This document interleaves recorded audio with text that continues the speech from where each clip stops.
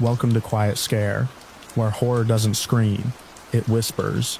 These are real, documented experiences, carefully curated and adapted to keep the facts clear and the atmosphere calm enough for sleep. Please like and subscribe and tap the bell to catch each new episode. No more than 3 ads in the first 15 minutes, then a clean run to the end. Quiet documentary true narration with a literary edge for sophisticated listeners. Sleep well and dream dark.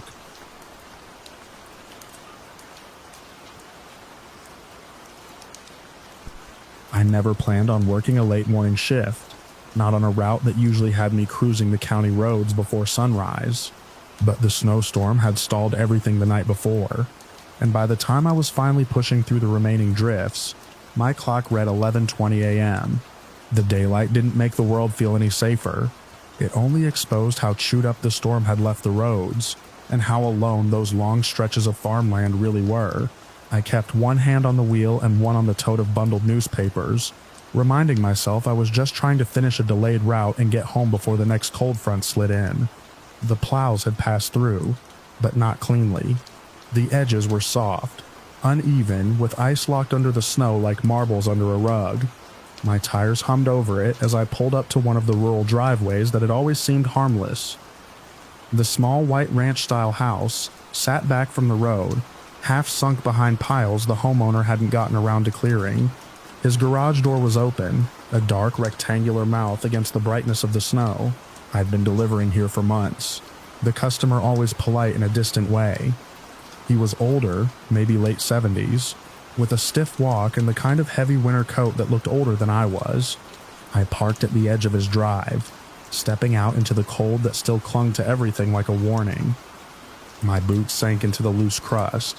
I tucked the newspaper under my arm and started up the sloped driveway, trying not to think too much about how much quieter broad daylight felt out here compared to the nights. The sky was a flat gray plate, unbroken, and the wind carried little flurries off the drifts in quick directionless swirls. I saw him before he saw me. He stood inside the garage, turned partly away, rummaging through a stack of old cardboard boxes. When he finally looked up, his face didn't change in recognition, so much as shift into something else. Something that resembled a smile, but didn't reach any normal part of his expression. I had always seen him as harmless, but that morning something about the moment made every hair on my neck rise. "Morning," I called, keeping my voice bright, careful not to startle him. "I brought it up so you wouldn't have to walk on the snow." He straightened, slowly, as if testing joints that didn't want to obey. Then he stepped deeper into the garage. I expected him to meet me halfway, or to give one of his usual nods. Instead, he lifted a hand, curling his fingers in a beckoning motion. The motion was too deliberate, too slow. "Come in here," he said. The words came out flat, unhurried. "Got something to show you." The wind gusted then, sliding cold under my collar. I stopped about 3 feet from the lip of the garage, close enough to see inside, but not close enough to cross that invisible line between daylight and whatever waited in that shadowed interior. I forced a small laugh, telling him I'd just leave the paper at the front, that I still had a lot of stops to finish. My voice sounded normal, but something inside me tightened, ready to run if it came to that. He didn't laugh with me. His smile stayed stretched, wrong in a way I couldn't name. He took another step backward, retreating into the dark as if trying to pull me in by creating space. "Come on," he repeated. "Just a minute. Want to show you something." I remember how still everything went in that moment. The wind faded. Even the distant furnace hum of the road felt like it vanished. I could hear the crunch of my own breath freezing in my scarf. I looked into that garage and realized I couldn't see past the first few feet. Boxes, tools, shadows, things that could hide anything. Things he could hide behind. I had no weapon on me. No one knew I was standing there. I didn't have a coworker nearby. No partner waiting in the car. No neighbor watching from a window. It was just me on a half-plowed driveway with an elderly man, whose expression made my instincts scream. I kept the newspaper tucked under my arm like a shield. My truck sat behind me, engine running, exhaust trailing into the cold air. If I ran, I guessed I could make it back in under 10 seconds if the snow didn't steal my footing. His driveway wasn't long, but it curved just slightly enough that someone inside the garage could get close before I noticed. All these calculations hit me at once. Silent, automatic, shaped by every uneasy encounter I'd ever had out here on the back roads. His voice came again, low, almost coaxing. He asked for my name like he hadn't already seen it on the subscription card months ago, like he wanted to hear me say it out loud, to pull it into the space with him. Something in my stomach went ice cold. I didn't answer. I just smiled in a way that probably looked nervous, but I tried to make it polite. I tossed the newspaper underhand toward the nearest clear patch, letting it slide across the concrete and stop near his feet. The moment it left my hand, I pivoted back toward my vehicle, moving fast but not running, because running would signal fear, and fear might give him a reason to follow. Each step felt like wading through syrup, every instinct telling me not to look back until I reached my door. When I finally did glance over my shoulder, he hadn't moved from where he stood, but the smile was still there, and somehow that was worse than if he'd come after me. He just watched as I opened my truck door, climbed in and pulled it shut with the lock clicking automatically. Relief washed over me so hard it made me lightheaded. I put the truck in drive and eased back onto the road, but my hand shook on the steering wheel. It hit me then how easily I could have walked into that garage out of pure habit, just trying to do a good thing for someone who seemed like he needed help, and how easily it could have been the last house on my route. My route after that stop felt different. The daylight didn't help. The snow made everything muffled, turning the empty fields into blank-faced spectators. By the time I reached my final deliveries, I kept checking my mirrors, expecting to see that white ranch house or an unfamiliar vehicle creeping along behind me. Nothing ever showed, but that didn't calm the feeling in my chest. I drove home with the windows cracked just enough to hear the outside world, trying to convince myself it had only been an awkward exchange, a misunderstanding, anything other than what my instincts screamed. But I'd been on these roads long enough to know the difference between awkward and predatory. One always feels like discomfort, the other feels like a hook catching on something soft inside you. When I got back to my place, I sat in the driveway with my hand still gripping the wheel, long after the engine stopped. My gloves were damp with sweat. I kept seeing that darkness behind him, the way he stepped backward into it like he wanted me to follow without question. I replayed the moment his smile appeared, how it didn't match anything else about his face. A strange, unsettling stretch that didn't look like someone being friendly. It looked like someone anticipating something. That night, I laid out everything I had for protection on my kitchen table. My flashlight, my pocket tool, a can of pepper spray I'd barely used. I'd started carrying things like that over the past year, ever since realizing how many people felt emboldened by the fact that a delivery driver usually works alone. But looking at the items under the kitchen light, they felt inadequate. I thought about the snow, the slippery drive, the distance I would have needed to cover if he'd tried to corner me, how none of these things would have done much inside a cluttered garage. I didn't sleep well. Every time I shut my eyes, I saw that dark interior pulling back like a throat, swallowing the light from outside. I saw him standing there with that too-still smile. I heard his voice calling me in. My dreams made it worse by blurring the details, making the shadows move behind him, making me wonder what would have happened if I'd taken even one more step. The following morning, my shift had returned to its normal hours. Night still held the sky when I left my driveway, and even though the roads were clearer, I kept finding myself checking the locks before starting the truck. The cold air felt sharper in the dark, the way it usually did, but everything inside me was wired differently now. I remembered that even broad daylight hadn't protected me. The sun couldn't stop someone's intentions. Driving through the rural county roads, the emptiness pressed in heavier than I expected. My headlights carved only small pieces of the world into view, leaving the fields and tree lines unbroken walls of black. That house wasn't on my route for the day. It was one of the rotating stops, but the absence of it didn't ease the lingering dread. It almost made it worse. I didn't know when I'd have to face that driveway again. I kept the cab lights off during my breaks, sitting in the dim glow of my dashboard, listening for sounds I never used to notice. The settling tick of cooling metal, the scratch of wind across the truck bed, the distant yip of something moving through a field. Every noise felt louder, like the world had sharpened its edges overnight, and in that heightened quiet, the memory of the garage seemed to follow me, filling the gaps the darkness left. By the time I finished that night's route, my chest felt tight with the awareness that this job, this simple act of delivering papers, placed me in isolated spots with people I often knew nothing about. The snowstorm had shifted my whole schedule, pulling me into a house at a time when he hadn't expected me. When I was tired, off routine, trusting daylight to keep me safe. That was the part that stuck with me most. How quickly routine could twist into danger with one bad assumption and one person whose smile didn't match anything friendly. I told myself to let the feeling fade that nothing concrete had happened. No confrontation, no chase, no evidence that anything would have happened if I'd stepped in.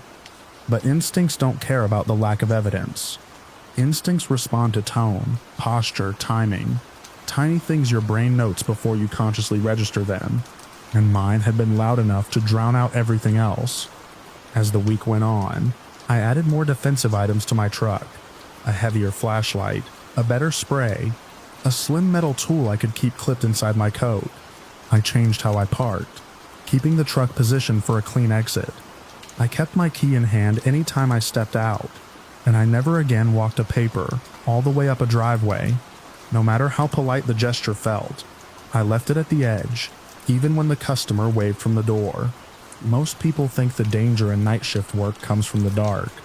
But after that day, I realized danger doesn't care about the time. It's the isolation, the quiet, the routine that makes you predictable. Daylight only disguises it a little better. Every time I think back to that garage, I remember the way the shadows seemed to wait behind him, how his voice carried no urgency but still pressed on me like a weight. I remember the relief that hit when I shut my truck door, the kind that steals your breath because you know deep down you slipped away from something you were never supposed to step into in the first place. That house is still on my rotating list. It shows up every few months, usually without issue.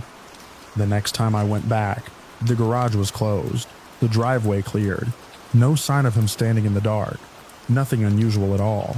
That's the part that bothers me most, how normal everything looked afterward, as if the moment had never happened, as if the danger had vanished back into the shadows the snowstorm left behind. I still see that smile sometimes when I'm driving alone. It comes back in flashes, just long enough to remind me why I can't let routine make me careless again, why I always keep the truck running when I step out, why I never ignore the quiet voice inside that warns me when something feels wrong. This job gives me plenty of true night shift stories, but that day late morning, bright snow, broad daylight is the one that taught me the lesson I hold the tightest. Danger doesn't always come running. Sometimes it waits, patient and quiet, standing just inside the dark where you can't see anything except a smile that doesn't feel human in the slightest. And sometimes all it takes to escape is one step back toward the light, and the good sense to run before the shadows swallow you whole.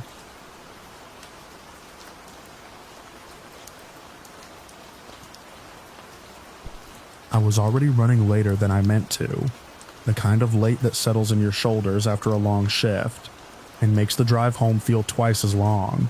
I'd stayed past my hours at the house where I worked as an in-home caregiver, helping my clients settle through a rough evening. By the time I stepped outside, the night felt different, emptier, too open, like the world had stretched just enough to make me notice how far I was from home. The interstate between the two towns was usually a quiet place at that hour, long straight lanes bordered by dark fields, and the occasional cluster of trees. I remember the road noise under my tires, steady and comforting, until it stuttered, a faint shudder under the hood, a dull knocking, then a sudden flat silence as my car coasted to the shoulder. The dash lights still glowed, the engine not quite dead, but not alive either. When I tried the ignition again, it gave a sick little cough and nothing more. I sat there with my hands still on the wheel, staring at the empty lanes ahead, no traffic in sight, just the deep tremor of distant trucks, and the cold air slipping through the vents. I wasn't scared yet. Not really, just tired, annoyed, and rehearsing the call I'd make to my husband. I reached for my phone and watched the battery icon blink red before the screen went dark. I remember tapping it like that would bring it back, but the thing was dead as a stone. The first wave of fear was small, just a little curl in my stomach as I stepped out and looked both ways. A few trucks passed, none slowing. I could feel the wind push at my jacket, carrying that heavy late-night chill that always makes you feel more alone than you are. Eventually, I saw the headlights of a big rig growing larger in my mirror. It slowed, brake lights blooming red against the asphalt, and rolled to a stop behind me. The driver climbed out, middle-aged, work-worn face, heavy steps.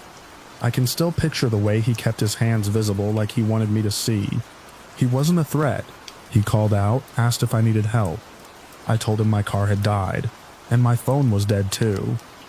He nodded like it was the most ordinary thing in the world, and said he had just finished a delivery run and could check the engine if I wanted. At first he seemed polite, quiet, almost gentle in the way he looked over the hood.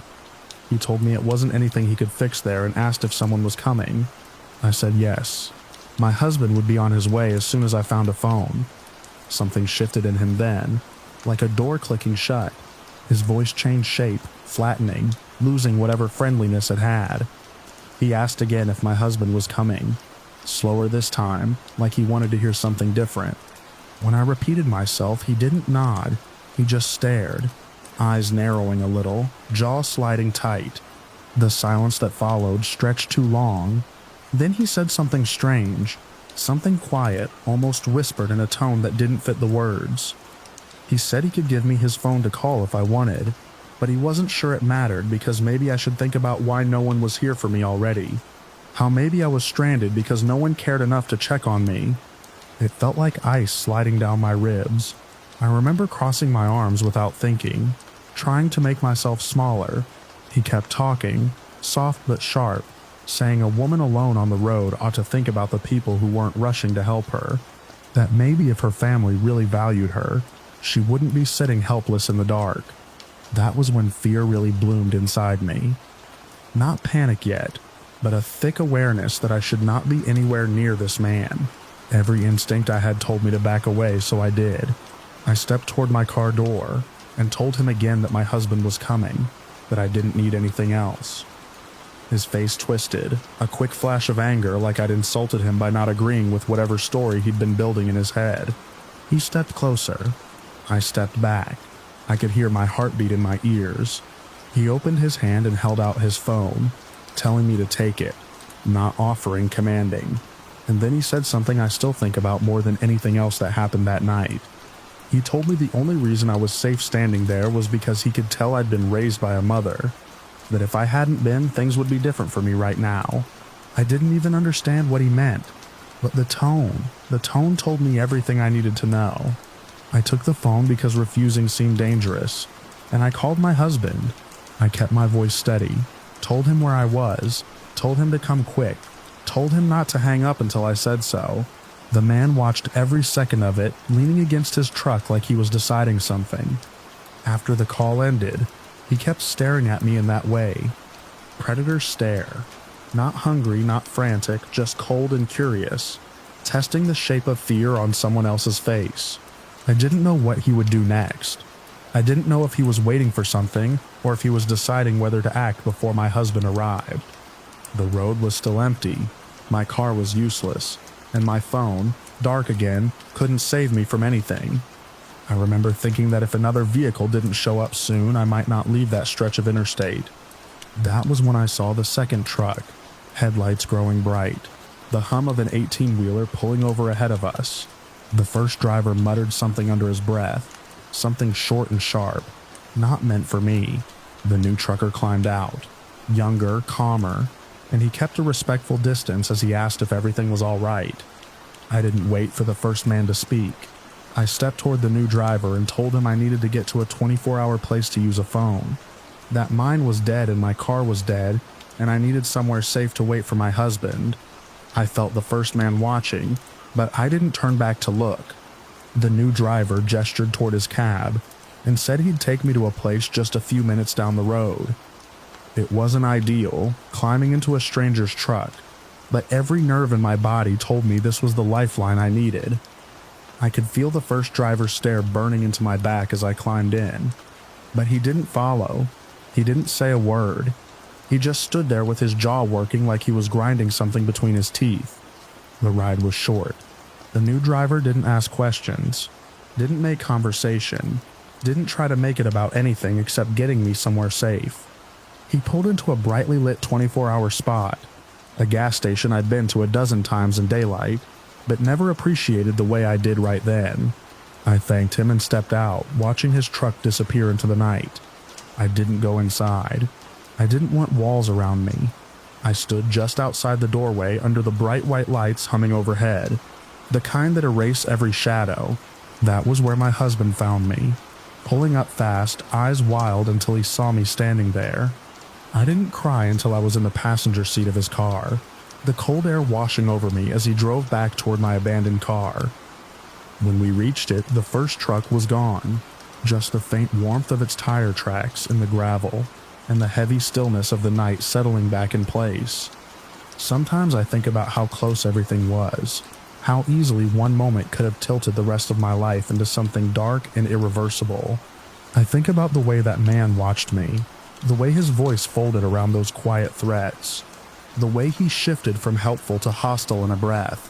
I think about how empty that stretch of interstate was, how long the minutes felt between the first truck stopping and the second one appearing. I think about what might have happened if no other headlights had cut through the dark. Even now, years later, I don't drive that route after a late shift. I plan around it. I keep a charger in every bag and an extra in my glove box. And every time I pass a stopped car on the side of the road, I feel a ripple in my chest, a reminder of how small and fragile the distance is between trouble and safety, between a bad night and the worst night of your life. The interstate still looks the same, long and flat and forgettable, but I can't unsee the way it looked that night, stretching out under a cold sky while I waited for help that almost didn't come. Sometimes when the road is quiet and the night is heavy, I still feel the shape of that man's stare in the back of my mind, like a shadow that never quite left the shoulder of the highway. And I remember how close he stood, how cold his voice was, how the dark around us felt like it was holding its breath, waiting for something to happen that by some narrow mercy never did.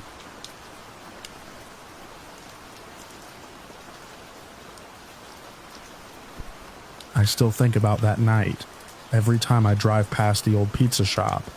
Even though the place has been shuttered for years, the sign is sun-bleached, the lot always half flooded after a rain, and the building looks smaller now than it ever did when I worked there. But I can't look at it without remembering how it felt to stand inside those narrow walls near closing time, waiting for the ovens to cool, and the last timer to beep, not realizing someone was watching us through the most unexpected place in the entire lot. I was the closing manager back then, and late nights were supposed to be predictable, quiet, isolated, repetitive, but that night broke the routine in a way I never really shook off. It was around 11 p.m. when everything started. The store had that strange stillness it always got in the last hour, when the customers finally died off, and you could hear the hum of the soda fridge over everything else. Angie was mopping in long board arcs across the front tile, and I was counting out the drawer, half tuned to the radio we always kept low after hours. The parking lot beyond the glass looked empty, the kind of empty that made you feel your own reflection was staring back more than anything outside. Then the bell above the door chimed. At that hour, the sound was almost jarring. We both jerked our heads up. A woman walked in fast, too fast, beelining straight past the counter and down the hall toward the bathroom. I only caught her face for half a second, but the expression struck me more than the features. Blank eyes, chapped lips pressed tight, hair sticking to her cheeks like she'd been sweating or crying or both. Something in the way she moved made me think she was under the influence of something, or maybe just exhausted beyond reason. I remember thinking she didn't look dangerous, just off. She didn't say a single word, just vanished into the restroom and shut the door without turning back. Angie stopped mopping and shot me a look over the handle. "You saw that, right?" I nodded. It wasn't unheard of for people to stop in before closing. but running straight to the bathroom without even acknowledging us was unusual. Normally, I'd give 10 minutes before knocking, but we only had 20 left until close, so waiting too long wasn't an option. We went about cleaning with one eye on the hallway, listening for any sound from the bathroom. At first, I assumed she was sick or maybe just needed a minute to get herself together. 10 minutes passed, then 15, then 20. When it hit closing time, I finally walked down the hall and tapped on the door. I tried to keep my voice calm and professional, telling her we were closing up and asking if she was okay. No response, just a muffled shuffle that sounded too soft to indicate anything helpful. I stepped back and checked the closed sign in the empty dining area, feeling more uneasy with every second she stayed back there. I called the manager on duty, our higher-up, who stayed off-site at night, unless something big happened. I explained the situation as neutrally as I could. A woman had rushed in, locked herself in the bathroom, and wasn't answering. The manager didn't sound surprised. She just told me that if the woman didn't come out soon, we should call the police. When I relayed that to Angie, she blew out a breath and leaned on the mop handle like it was the only solid thing in the whole shop. But before either of us could take further steps, the bathroom door finally opened. The woman walked out slowly, like she had suddenly remembered someone else might be watching her. Her hair was even messier than before, her clothes disheveled, and her eyes were slightly wider now, more alert but also more suspicious. She drifted toward the counter without making eye contact, scanning the room like something had changed in the time she'd been hidden away. I asked if she needed anything. She didn't answer right away. She just stood there until finally, she muttered something about needing to use the phone.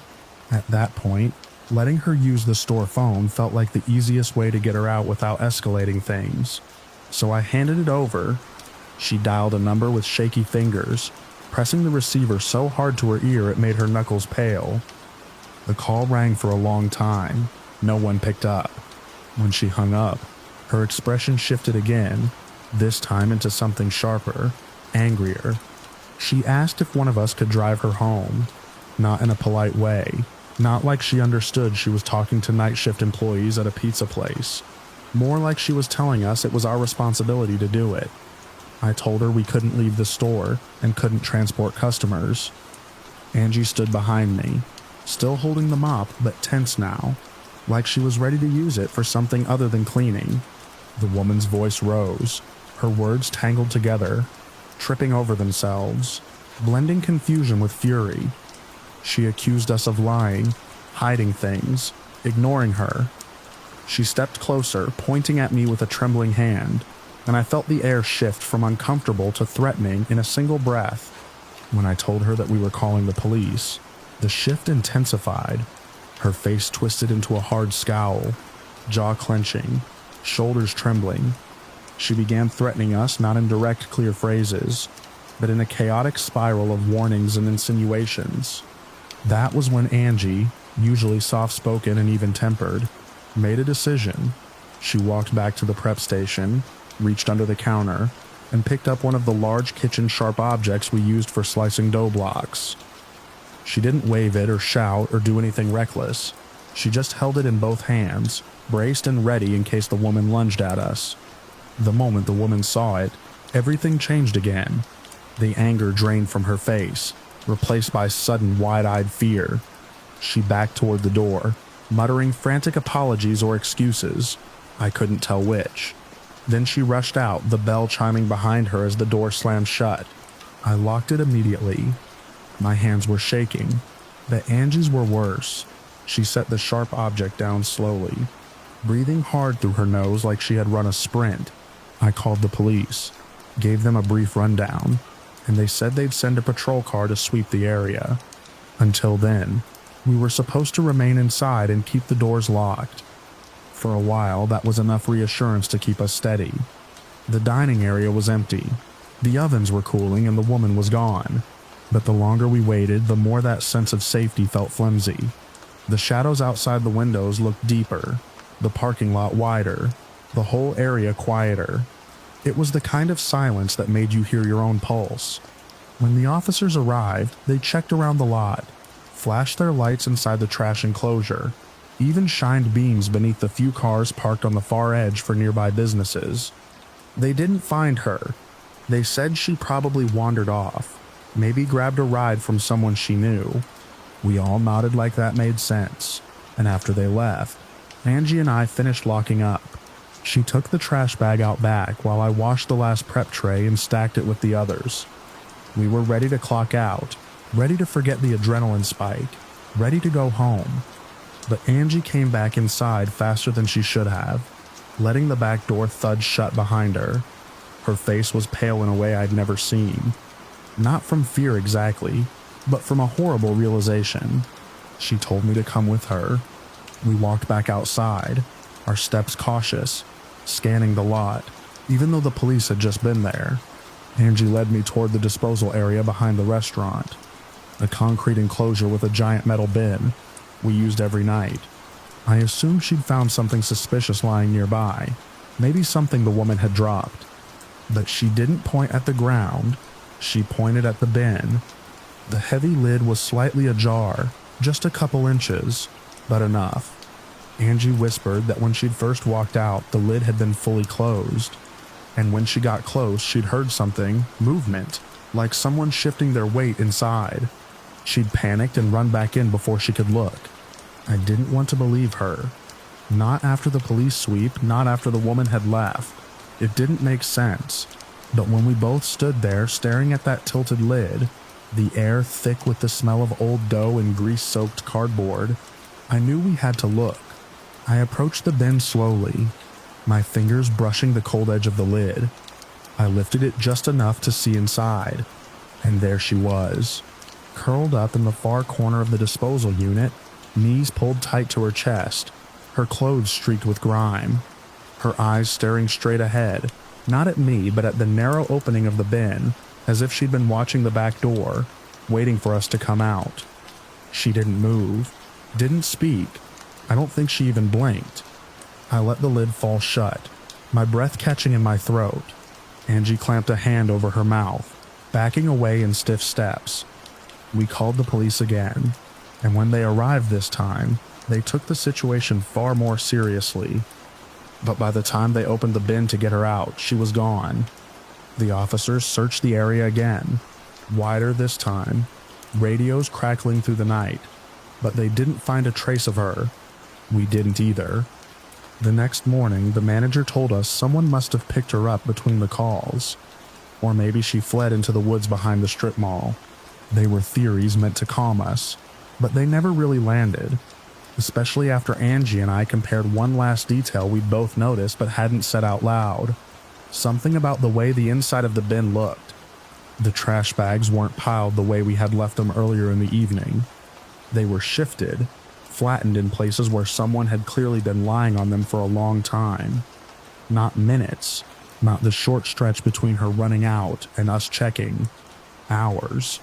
She'd been hiding there for hours before she ever walked into the store. Watching, listening, waiting for something we never figured out. We found out later from another employee who worked the day shift that a passerby had thought they heard something rustling in the bin earlier that afternoon, but assumed it was raccoons. No one thought twice about it. No one opened it to check. I don't know what she wanted from us. I don't know what else she might have done if Angie hadn't grabbed that sharp object, or if we decided to walk her outside, or if she'd been able to coax one of us closer before the fear kicked in. What I do know is this: the night shift has a way of making small spaces feel deeper, darker, more secret than they are in daylight. And sometimes the scariest part isn't the confrontation. It's realizing how long the danger was there before you ever noticed it. That's the part that still sticks with me. The bin lid cracked just barely open. The sense that she had been there, silent, just waiting beneath the layers of trash and cardboard, unseen while the store bustled above her. And how close we came to opening that back door at the wrong time, walking right into whatever she had in mind. I think about that more often than I'd like, especially when I pass the old building and see that narrow enclosure behind it.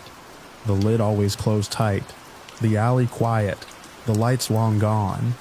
It's strange what the night hides from you. Stranger still what it reveals when you look closely enough. I learned that on my last night shift there, and I've carried it with me ever since.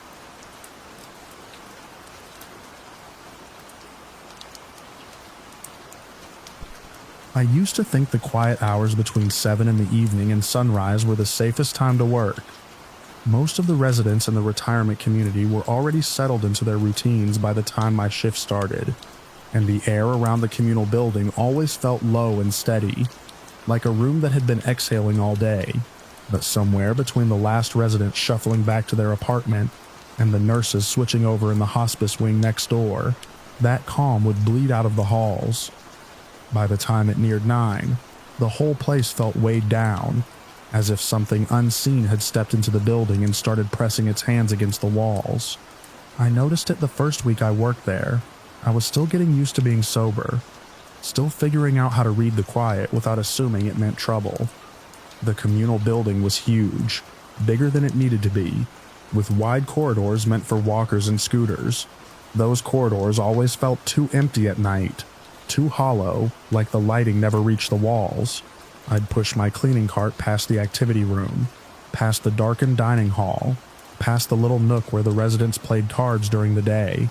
Every wheel of the cart echoed as if the place were swallowing the sound a second after it was made. Around 9, that's when the change hit hardest. Something shifted in the air, heavier, thicker, like humidity without warmth. I kept telling myself a big empty building would naturally feel strange at night. But the dread wasn't natural. It came on fast, like stepping from sunlight into a basement. Every night it felt a little closer. It didn't help that things liked to move in the corners of my eyes. I'd be locking up the storage closet or wiping down the soda fountain station in the little food area, and I'd catch a shape sliding past the far end of the hallway. Not walking, not turning a corner, just a smooth motion like someone drifting. I'd look straight at it and it was gone. I told myself it was the flickering exit signs. I told myself it was fatigue. I told myself anything that kept me from thinking I was already slipping. The hospice nurses were the only other people who floated through that building at night. They kept odd hours, coming in to grab snacks or coffee. I got used to them appearing without warning, their scrubs whispering against the linoleum. Early on, they startled me so badly I almost apologized for existing. After a few weeks, I learned to keep my reactions buried. They were tired, overworked, and always polite.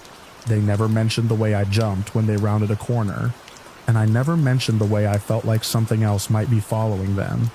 Most nights I stayed busy enough that I didn't think about the drifting shapes or the thickening air, but the dead-end area at the back of the property was harder to ignore.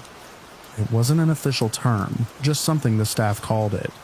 A long walkway stretched past the cafeteria and out toward a quiet courtyard. At the very end was an old light post with a cracked housing and cloudy glass. Past that was nothing, just fenced-off land the community never developed. I only had to clean out there once a night, but I always put it off until residents were still moving around. The few times I'd gone back there alone, the atmosphere pressed in so tightly I felt like I couldn't breathe. There was one night, though, when my schedule got jammed up. An elevator malfunction, a spill in the library, a plumbing complaint. Everything stacked at once. By the time I finished the indoor loop, it was well past midnight, and the dead-end area was waiting like a task I'd been trying to forget. I wheeled my cart outside and felt the cold immediately. Not weather cold, not the kind that clings to your skin. This was a heavy chill, the kind that sinks into the muscles behind your ribs. The walkway lights hummed above me, but their glow felt thin, almost reluctant. As I moved closer to the end, that pressure I felt every night around 9 returned, only sharper, more focused. The shadows stretched in ways I couldn't make sense of, reaching across the concrete in angles that didn't match the lights. Halfway down the walkway, I stopped. Someone was standing at the light post. At first, I thought it had to be a resident, some confused person out late, maybe drawn outside during a bout of insomnia. But the figure was too tall, exceptionally tall, and too thin, as if the arms and legs had been stretched far past what a body should allow. I blinked hard, thinking the light was warping what I saw. But when my eyes cleared, the figure was still there, holding onto the post like it needed help standing upright. Its arms hung down almost to its knees, long and narrow, ending in what looked like bone-like claws. Not weapons, not anything sharp or purposeful, just long, pale extensions, as if something inside had pushed through the skin and never settled right. They looked freshly damaged somehow, like raw material forced outward. The light hit them unevenly, casting ridges and shadows that made my stomach turn. I froze. I didn't even breathe. The figure shifted its weight, slowly, the way a sick person might turn to acknowledge someone entering a room. When its head tilted toward me, the world seemed to narrow. Its face was all wrong. Not damaged, not monstrous in the sense of violence, just wrong, skull-like, elongated, the suggestion of features but none of them fully formed, and rising from its head were large curved shapes that caught the dim light, horn-like, but not clean or symmetrical, more like growths, like something that had pushed out of it without direction. The moment its gaze landed on me, nausea hit like a blow. Not fear nausea, not panic from seeing something unnatural. This was deeper, a gut-deep sickness, as if the air itself had spoiled. My legs weakened, my vision tightened, and with that sickness came something worse, a hopelessness, so heavy it felt physical, like everything I'd rebuilt in sobriety. Every fragile piece of myself I'd tried to reclaim had suddenly been stripped away. I didn't run at first, I couldn't. I just stood there, staring at this half-solid thing gripping the light post as if it were studying me. The pressure in the air kept building, as if it were leaning closer without actually moving. The walkway around me tilted slightly, the shadows bending in toward the shape. That was when I finally broke. I turned and ran, leaving the cart behind, sprinting back toward the building with the cold slamming against my back. The walkway lights flickered above me in stuttering pulses, and every time they blinked I expected to feel something closing around my shoulders. But nothing touched me. Nothing chased me. I didn't look back. I didn't stop running until I was inside, gripping the edge of a counter in the food area, while trying to get a breath past the weight still crushing my chest. My pulse hammered in my ears. My vision wavered. For a second, I thought I might pass out right there on the tile, when one of the hospice nurses stepped into the room. Her presence should have startled me, but I barely registered her arrival. She asked something whether I was okay, I think, but the words blurred. I nodded, or I think I did. She hesitated, then went about her business, probably used to seeing people rattled in this place for reasons that had nothing to do with what I'd seen. I never told her what happened. I never told anyone. After that night, I rearranged my schedule.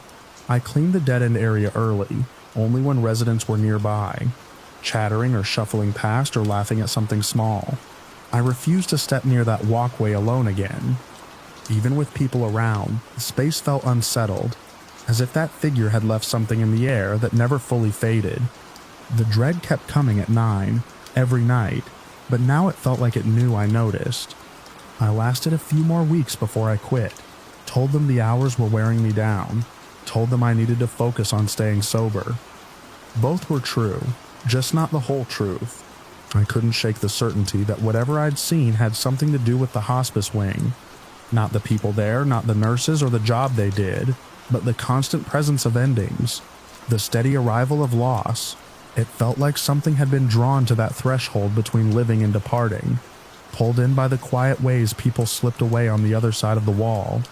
Even now, months later, I can still picture the way it gripped that cracked light post, its head tilting toward me, its presence thickening the air. Most nights I managed to convince myself I exaggerated it. That exhaustion and sobriety and loneliness had twisted a shadow into something impossible. But sometimes around 9 in the evening, that same pressure settles into whatever room I'm in. Faint but familiar, a weight in the corners, a shifting in the periphery. A reminder, I don't go outside after dark anymore. I don't walk long hallways alone. And whenever I pass a solitary light post at the end of a quiet street, I look away before anything can be standing there, holding on, waiting for me to notice it again.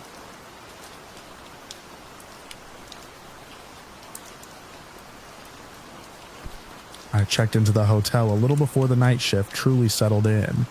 The stretch of hours when the rest of the town quieted down and people like me were just getting started. Field work in the Eastern Sierra often meant late nights, long drives, and whatever room the company could book on short notice. This one was in an old building on the busier edge of a small town, wedged between a diner and a hardware shop that closed at sundown. I'd worked enough overnight assignments to get used to strange schedules, but that night had a weight to it I didn't recognize. I remember the air in the room feeling peaceful, almost welcoming, and the muffled voices drifting through the walls sounded like proof that nothing out of the ordinary was waiting for me. After years of loving stories about night shift oddities, but never having one of my own, I figured this stay would be just another quiet stopover. I'd drop my gear by the desk, answered the last few messages from my girlfriend, and stretched out on the bed to sort through notes from the evening survey. My body wasn't sure if it wanted sleep or caffeine. The lamp cast a soft circle of light over my paperwork, and I let the routine of the job settle me. Outside, the town noise faded as the hour pushed toward full quiet. I told myself I'd rest for a bit before heading out again, even though I knew I'd probably drift off. Old buildings always have a way of holding sound in a strange balance. Nothing too sharp, nothing too empty. That room was no different. I listened to neighbors shifting around, water running somewhere above, distant footsteps down the hall, ordinary sounds that kept me tethered to the moment. That was when I heard the tapping from the bathroom. Not pipes, not a random drip, a clear, deliberate tapping. 3 slow, evenly spaced knocks on some surface just out of sight. My eyes lifted from the paperwork before my mind fully caught up. The sound came again, each tap firm enough to travel through the door and into the space where I sat. For a second, I wondered if someone in the room next to me was doing repairs or moving something around. But the taps carried that sense of being right there, inside my own bathroom. I waited. The tapping stopped. The room fell quiet again in a way that felt rehearsed, like it had paused just for me to notice. I didn't get up. On night shift assignments, you learn not to jump at odd noises.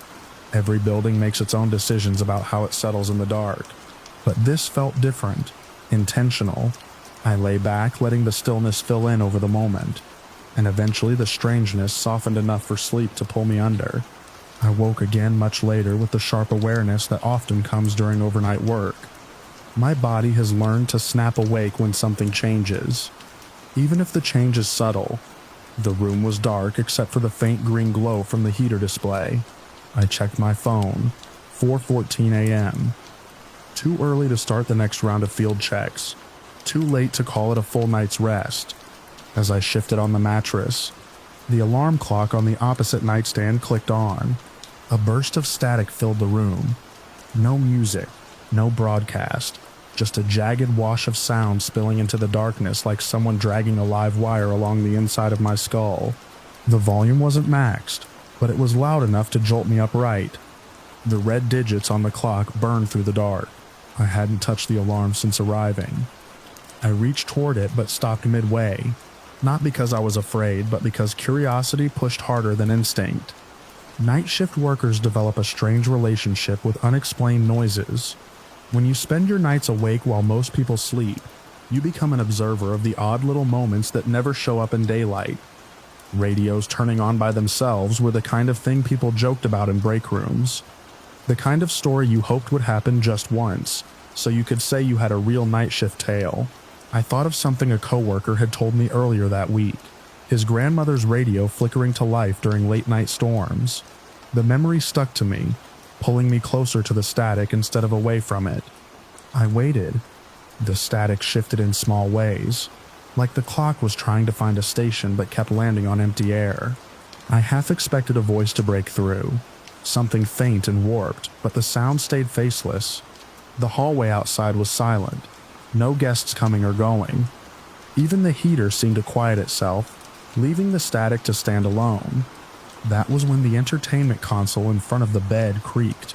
A long, low creak-like weight shifting inside the cabinet, or the wood bending under a slow, deliberate pressure. I froze. eyes locked on the dark outline of the console. The sound wasn't sharp or sudden. It carried a sense of movement, as if something had been waiting for the room to go quiet before shifting its position. The static dipped behind me, softening just enough to make the silence between creaks feel alive. I leaned forward slightly, letting my eyes adjust to the darkness. The console didn't move. The television on top stayed still, the shadows untouched, yet the memory of the creak felt close. Too close for comfort, too measured to dismiss as settling wood. I'd stayed in plenty of old hotels during late-night assignments, and furniture didn't usually sound like that. Still, fear didn't hit me. Not the way it should have. Curiosity overrode everything else, the same way it does when you're deep into a night shift, and the world feels tilted just enough to make even ordinary things seem significant. I sat there breathing slowly, listening for any follow-up sound. Nothing came. The static thinned out until it was just a faint whisper. I reached over and turned the radio off. The click sounded loud in the quiet room. My pulse settled. I let the silence stretch again, waiting for something else to happen.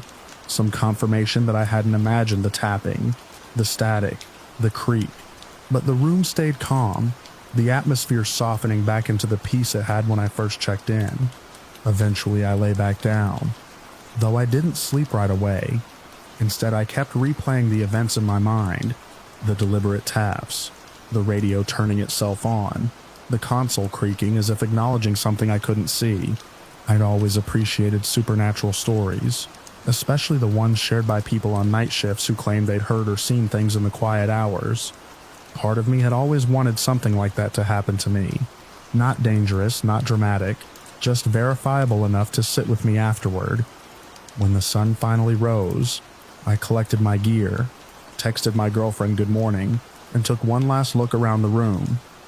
It looked ordinary in the daylight, almost disappointingly so, but the night had given me something I hadn't expected.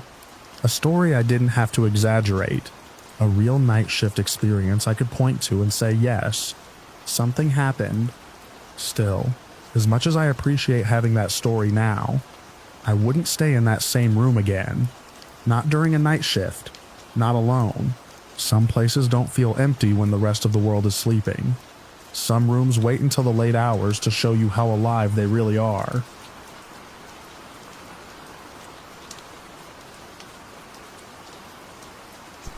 I used to say the night shift never rattled me.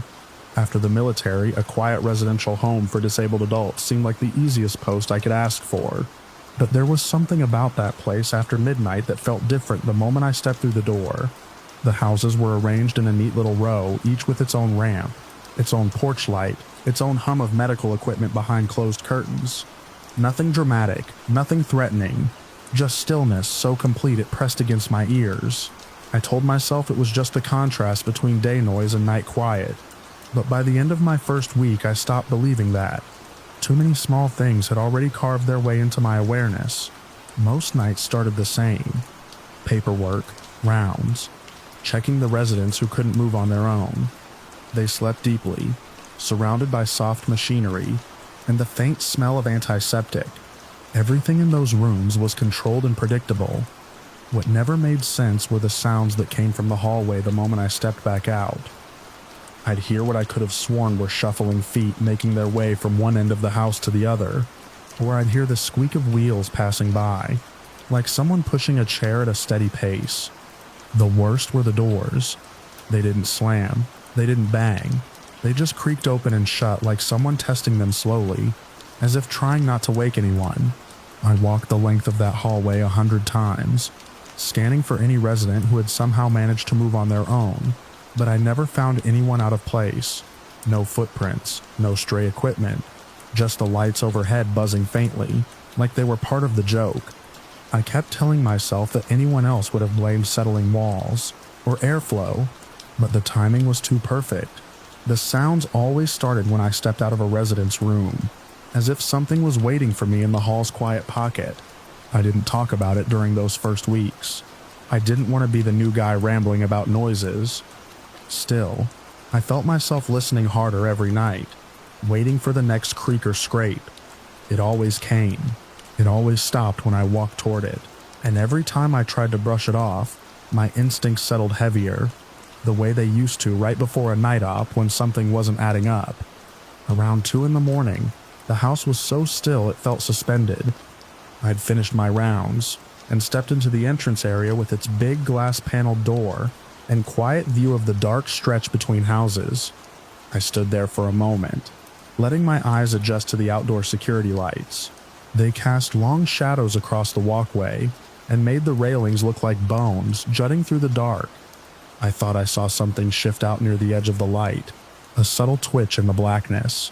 I squinted, leaning closer to the glass, trying to decide if my tired brain was messing with me. Then it moved again.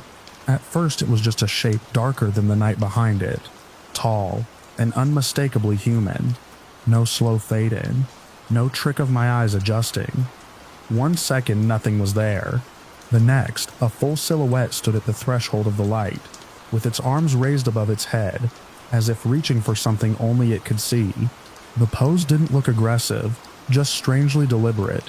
I froze for only a breath before instinct clawed through the shock. I ran straight for the door and flung it open so hard the hinges popped. A blast of cold air hit me as I stepped outside, scanning the walkway, the porch, the patch of lawn beyond. Nothing. No footprints in the dew. No rustle of bushes. No sound of retreating steps. The night swallowed everything so completely it looked staged. I moved farther into the yard, calling out, not shouting, just projecting my voice like I had when searching dark corners overseas.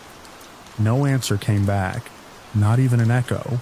When I finally turned around to head back inside, the open doorway looked too bright, too exposed, like it belonged to a different world entirely. My skin crawled with the certainty that I should have found someone out there, a prankster, a patient who'd wandered out, a shadow from another house's light, anything, but the yard was still as a photograph. The shape had vanished as if it had never been there at all. Inside, the silence pressed harder. The hallway seemed longer. Even the equipment hum sounded off. I forced myself through another full round, checking every bed, every locked cabinet, every angle where someone could hide. All my checks came up clean. My pulse didn't come down as quickly as it should have. For the first time since working there, I felt like the house wasn't just empty. It was aware, watching, waiting for me to make sense of something I couldn't explain. When the morning shift arrived, I must have looked different enough for one of the staff to ask if I'd had a rough night. I told her what I'd seen, not with dramatics, not trying to sell it, just laying out the facts. She listened without laughing or giving me that polite smile people use when they're humoring someone. When I finished, she nodded in a way that felt too prepared, like she'd been expecting someone to bring it up eventually. She told me quietly that a former resident had lived in that house for years, a friendly man, couldn't walk on his own, couldn't raise his arms by himself toward the end. He died after a long illness in one of the back rooms. Then she described the way he used to be before he got too sick, how he would roll himself out to the entrance every morning, stretching his arms high over his head as if greeting the start of the day, how he had liked sitting exactly in the spot where I'd seen the silhouette. It wasn't presented as a ghost story, more like a simple, matter-of-fact memory. Still, something in my chest dropped, not out of fear, but out of the way everything clicked into place with a soft, unavoidable certainty. The sounds, the movement, the raising of the arms, the way the silhouette had stood at the edge of the light like it belonged there. I didn't talk about it again, not to her, not to anyone, but I stopped brushing off the hallway sounds as drafts or shifting floors. I stopped assuming the dark corners were empty just because they should have been. I wasn't afraid, not exactly, just aware in a way that changed the texture of every night that followed.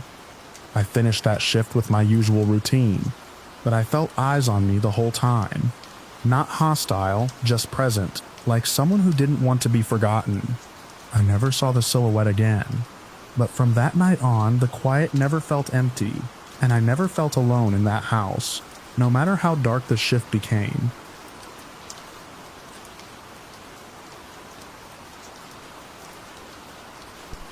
I was already counting the minutes left in my shift when the whole thing started, though I didn't realize it at the time. I had the mop out, pushing a line of murky water across the tiles at the front of the store. The place was quiet the way only a late-night shift can be. Just the hum of the refrigerators and the soft rattle of the air unit trying to keep up. An hour left, I kept thinking. Just 60 more minutes and I'd be walking home, down the same street I always took, maybe stopping for a coffee at the corner kiosk if they still had the lights on. I pushed the thought aside and kept working, leaning into the rhythm of it, the simple back and forth that helped the time pass until sunrise felt close enough to touch. That was when I heard the bell over the door snap open, with a sharp jingle, the kind that always sounds louder after midnight.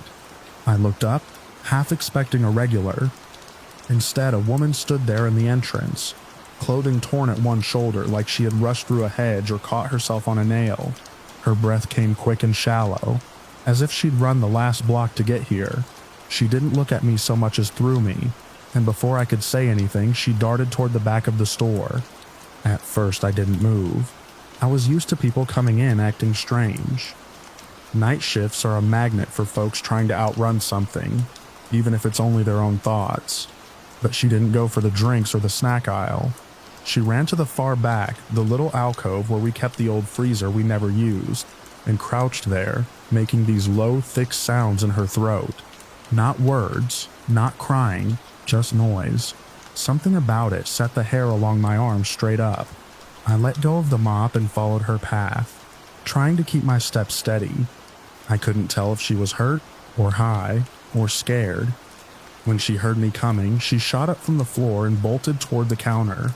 I hurried after her, but didn't catch up in time. She slammed a handful of crumpled bills onto the counter, way too much for the single bottle of water she grabbed on the way, and sprinted out the door as if I were the one chasing her. The bell over the door shrieked again. Then she was gone. I was still reaching for the counter when the second person entered. He came in quietly, which was strange considering the woman had practically thrown herself out the door, making enough noise to wake the street.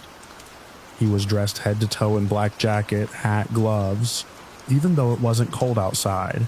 He stopped just inside the doorway and looked at me. Not around the store, not toward the back, straight at me. And that look froze me more than the woman's behavior had. I tried to step past him, instinctively wanting to follow the woman, to ask if she needed help, to at least understand what just happened. But as I moved, he shifted his weight. Just a small step, nothing overt, but it cut off my path to the door. He didn't speak. He didn't have to. The message was clear. Stay right where you are. I backed up slowly. He didn't advance, but he didn't break eye contact either. After a moment, he walked inside as though he had all the time in the world. That bothered me more than anything. The calmness. If the woman had been terrified enough to look the way she did, why wasn't he in a hurry? I felt something click then. A quiet realization, subtle at first, then spreading like a cold draft across my whole body. The woman hadn't been fleeing from him at all. She'd been distracting me. The torn clothing, the strange noises, the frantic dash. It wasn't random. It was choreography, and I had fallen for it exactly as intended. I turned to hit the emergency button under the counter, but in the seconds I'd taken to think all this through, he had drifted closer, not close enough to touch me, just enough that I felt boxed in. I didn't dare test whether he'd try to stop me physically. My heart thudded so hard it felt like it was lifting my ribs each time it hit. He looked around once more, this time not at me but at the shelves. Then he locked the door. I heard the click, a small sound, but in the empty store it hit like a hammer. The lock control was on his side. I hadn't even known customers could reach it that easily. My exit was gone, and with it the only leverage I had. I realized how alone I was in that moment. Not figuratively, but physically alone, with a stranger between me and every way out. He walked past me then, no hurry in his step, heading for the merchandise. He moved with an unsettling confidence, like someone who had already mapped out exactly what he planned to take. I watched as he grabbed items from the shelves, electronics, razor cartridges, small high-value goods he could pocket fast. He filled the inner pockets of his jacket, checked the front door once more, then continued. I kept glancing at the counter, thinking about the phone, but stepping toward it meant stepping closer to him. The calculus wasn't worth it. I set my feet apart, kept my hands where he could see them, and fought the urge to speak. I didn't know whether a word from me would escalate things. Silence felt safer. Eventually he drifted toward the far aisle, and the moment he turned, I slid behind the counter and grabbed the phone. My hands fumbled across the keys and I nearly dropped it. When the dispatcher picked up, I forced myself to speak quietly, evenly, whispering that someone was in the store stealing merchandise after blocking my exit. They told me to stay on the line, but I hung up. I didn't want the sound of the dispatcher's voice leaking into the store.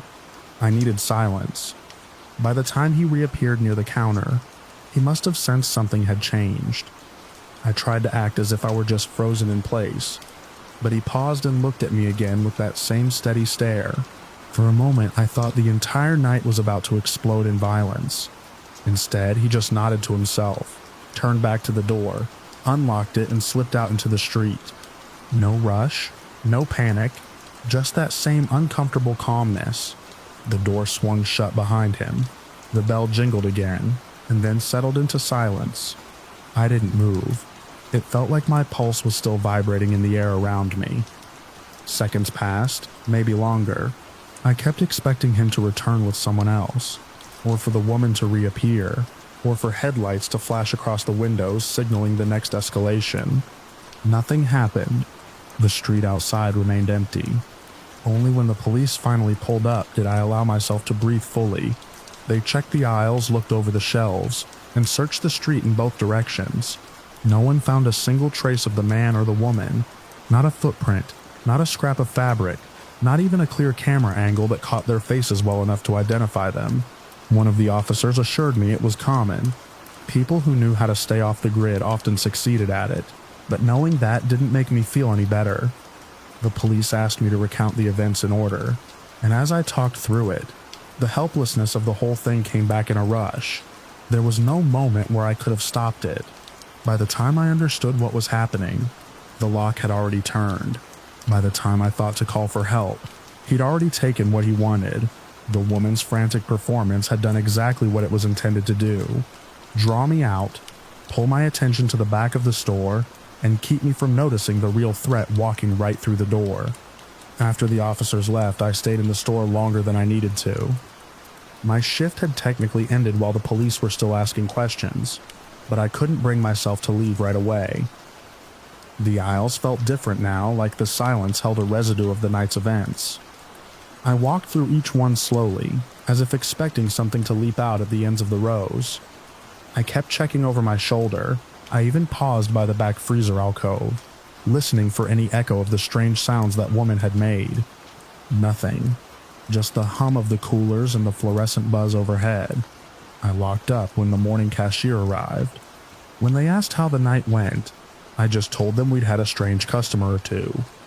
I didn't trust myself to get into the details without shaking. The chill of that locked door was still sitting in my chest. The walk home should have helped, but the quiet street felt unfamiliar, like the kind of silence that comes after something has passed through and disturbed the air. Every passing car made me tense.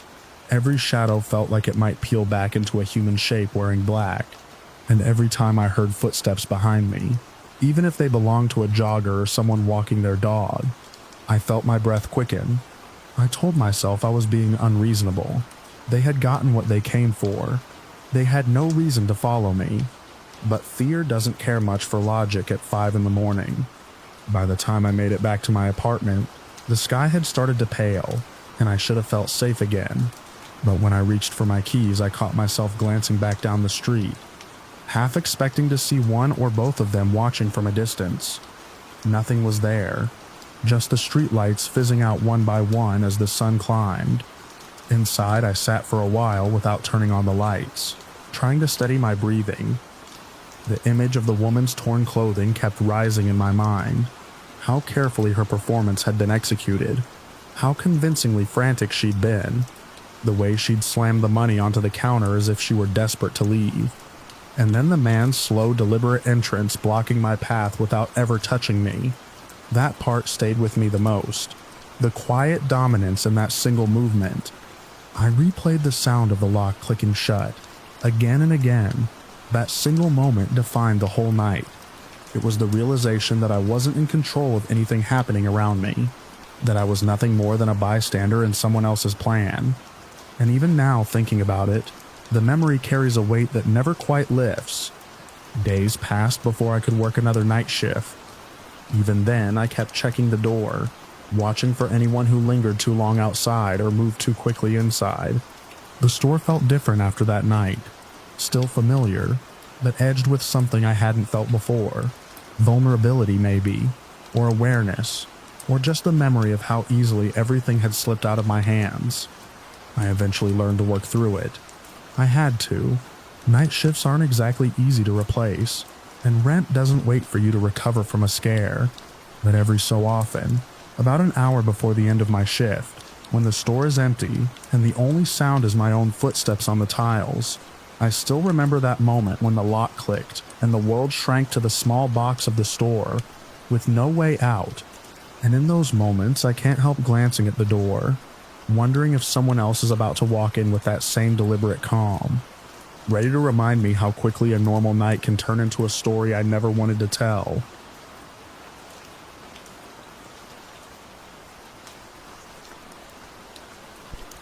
I used to think the night shift hardened you in quiet ways. You learned to read people by the way they carried their tiredness, the way their eyes tracked the departures board, the weight in their footsteps. I'd worked the late hours at the airport cafe long enough that the terminal felt like an extension of my own breathing. The hum of the floor polishers, the distant roll of luggage wheels, the ceiling speakers announcing flights to places I'd never see. It all became a kind of background heartbeat. Safe, predictable, strangely soothing. I never imagined that the same calm that helped me handle difficult customers would be the very thing that pushed me straight into a situation I never should have walked into. But that night, during one of those deep lulls when the concourse emptied out, and the lights seemed too bright for how quiet it was, everything I relied on came apart. I first saw him standing at the counter in that jittery way people get when they've been traveling too long. Except he wasn't quiet about it. He started shouting about price hikes before I could even greet him, his voice sharp enough to cut through the empty space around us. He kept insisting the numbers on the board were different than last week, that we were gouging customers because it was late. He was big enough that he filled most of my field of view. I remember noting that in this detached, practical way I'd developed over years of dealing with frayed travelers, I kept my posture relaxed, hands clean of tension, tone low and even. That always helped crowd down the heat of someone else's anger. And just like so many times before, I felt him ease a little. His shoulders dipped, his voice dropped. The tension in his jaw slackened. After a minute, he drifted away from the counter, muttering to himself but no longer erupting. I went back to wiping down the espresso station, grateful he'd cooled off. When he came back, though, everything about him had shifted.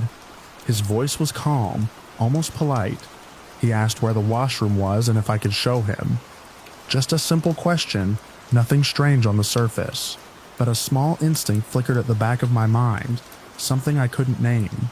Still, helping people was part of the job, part of what made me decent at it. I'd walked customers to gates, to elevators, to lost and found late at night.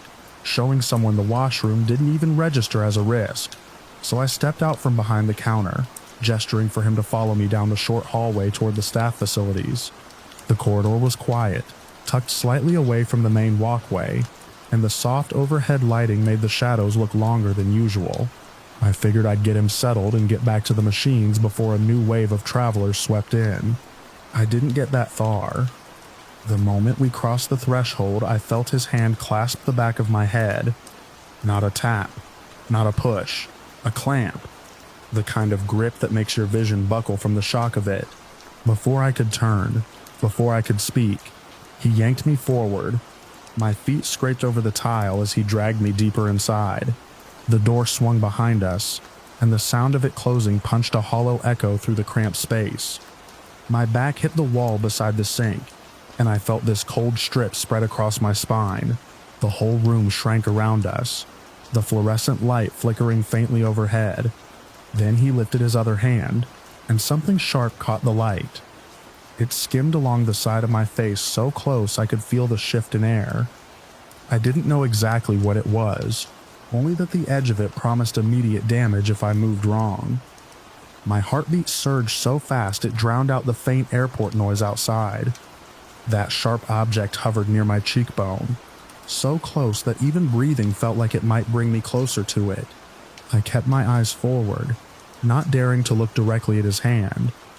I didn't want to give him any reason to think I might react. He didn't say a word. That silence was worse than the shouting had been earlier. It felt deliberate, cold, controlled. Something tightened in my chest. The way he cornered me left almost no room between my shoulder and the wall. I could feel the rough edge of the tile against the back of my arm.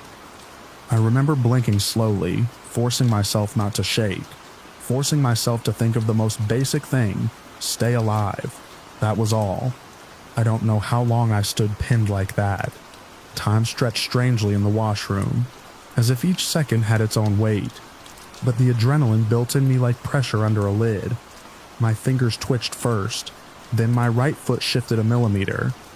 I didn't plan anything heroic. I didn't even think. It was the raw instinct of getting out of that corner before whatever he wanted from me escalated. When the fear hit its sharpest point, something inside me snapped into action.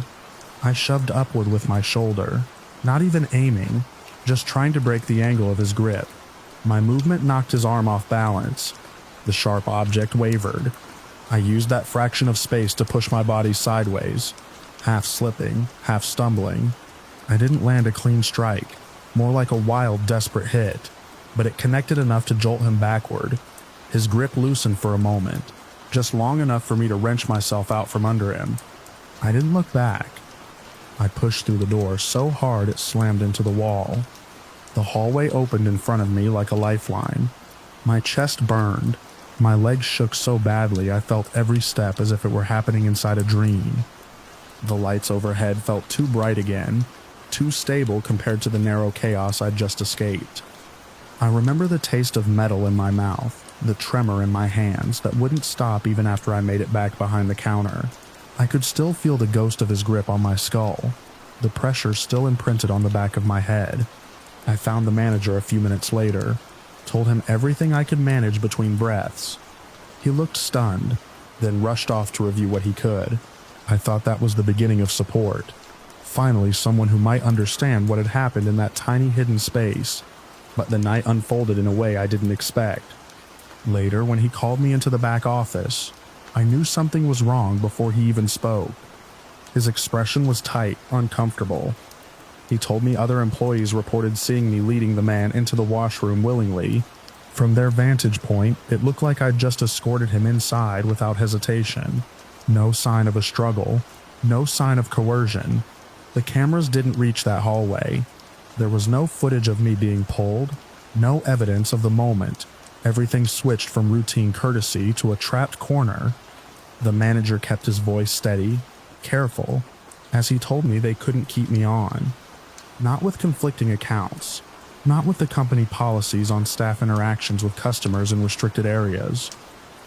Hearing those words felt unreal, like someone else's story echoing through my skull. I'd escaped an attack only to lose the ground beneath my feet afterward. I left the cafe that night with my clearance badge turned in, my shift card locked out, and a hollow ringing in my ears. Walking out of the airport into the cool air, I replayed everything in my head. The quiet hallway, the sharp edge brushing my cheek, the weight of his hand pressing me into the wall. I tried to understand how being calm, being helpful, being the kind of employee who escorted customers when they needed guidance, had led me straight into danger. I'd always believed that staying composed was my shield, that it kept situations from boiling over, but under the fluorescent lights of that washroom it only made me slow to recognize a threat I should have stepped away from. Even now I can feel the cold tile against my back when I think about it. I can picture the doorway opening into that compressed silent moment. Night shifts had always felt like a controlled world to me. Bright, predictable, safe. But that night cracked that illusion for good. And whenever I walk past a narrow hallway or hear a restroom door creak shut, a piece of that memory slips back in. sharp at the edges, impossible to shake.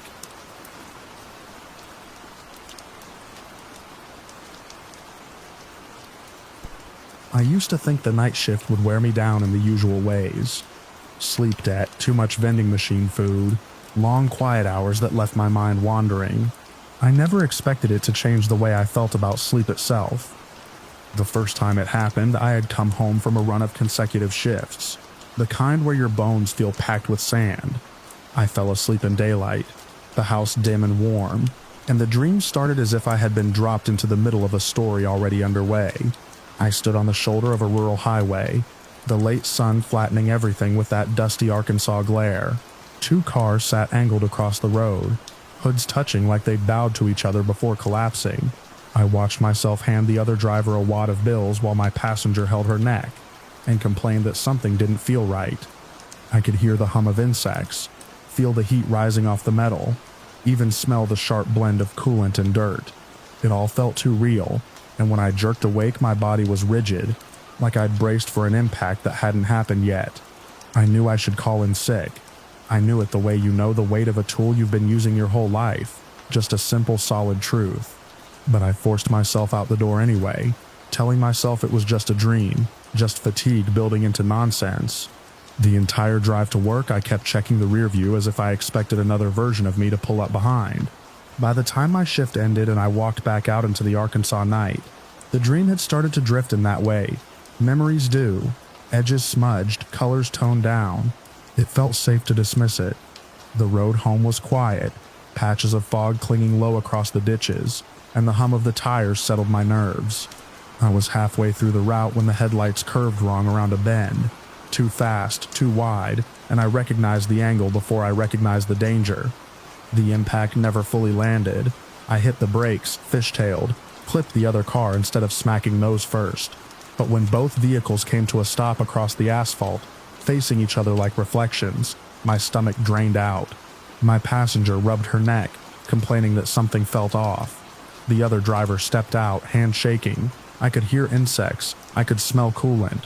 I reached into my pocket without thinking, ready to hand over money I didn't have. That detail snapped me back. The one thing the dream showed that I couldn't recreate. I stood there on the shoulder in the same fading light from the dream, the scene matching down to the way the gravel pressed into the soles of my shoes, and I felt an icy clarity that didn't let go for the rest of the night. After that, the dreams didn't stop. They changed, sharpened. They came during the day while I slept off my shift, hitting me with that same too solid texture. And one, my damaged car started on the first try, even though the engine block was bent inward like a crushed can.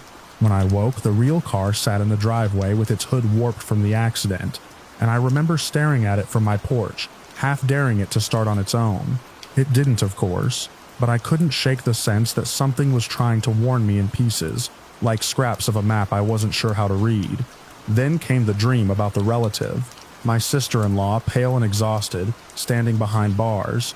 She didn't speak, didn't move, just looked at me with this drained expression, like she had already accepted the situation and was waiting for me to catch up. The dream left me sweating through the sheets. I spent that night at work trying to focus on simple, repetitive tasks, just to keep my mind from looping back to her face. The machines hummed. The air smelled faintly of oil and metal, and I kept glancing at the clock, counting down the minutes until I could call home. When I finally did, everything was normal. She was fine. Life was rolling on in its ordinary, predictable way. But the fear didn't ease. It settled deeper. A week later, the dream about my sister broke through. She stood beside a stretch of highway, her car sideways across the lane, and the sound of another engine echoed from around a blind curve. Dust swirled up behind her like something rising from the ground. She didn't see the other car coming, but I did, and the moment before impact froze everything with brutal clarity. When I woke, I didn't hesitate. I told her not to go on that trip. I couldn't explain everything, not without sounding unhinged, but something in my voice must have convinced her. She canceled, and then the accident happened exactly the way I'd seen it. Same stretch of road, same blind curve, same dust rising where the ditch had been torn open. The only difference was she wasn't there to meet it. After that, I stopped pretending these dreams were leftovers from stress or night shift exhaustion. They were too precise, too stitched to the real world, And yet every time one came, there was no control, no way to summon or refuse them. They arrived when they wanted, and I just had to try to interpret whatever pieces I could remember. Worse, they started slowing down. Fewer dreams, more distance between them. Each time I woke without one, I felt both relieved and uneasy, like walking out of a dark room and waiting for your eyes to adjust, only they never do. I would lie in bed during the day, the muffled sounds of rural Arkansas drifting through the walls, trucks downshifting on the highway, birds cutting through the heat, distant dogs barking, and wonder if the silence meant I was safe or simply unprepared. Night after night, working the factory floor, the machines seemed louder than before, the lights harsher. Every clank and hiss made me think of the way the world can shift in a second, how the dreams always showed the moment right before something irreversible snapped into place.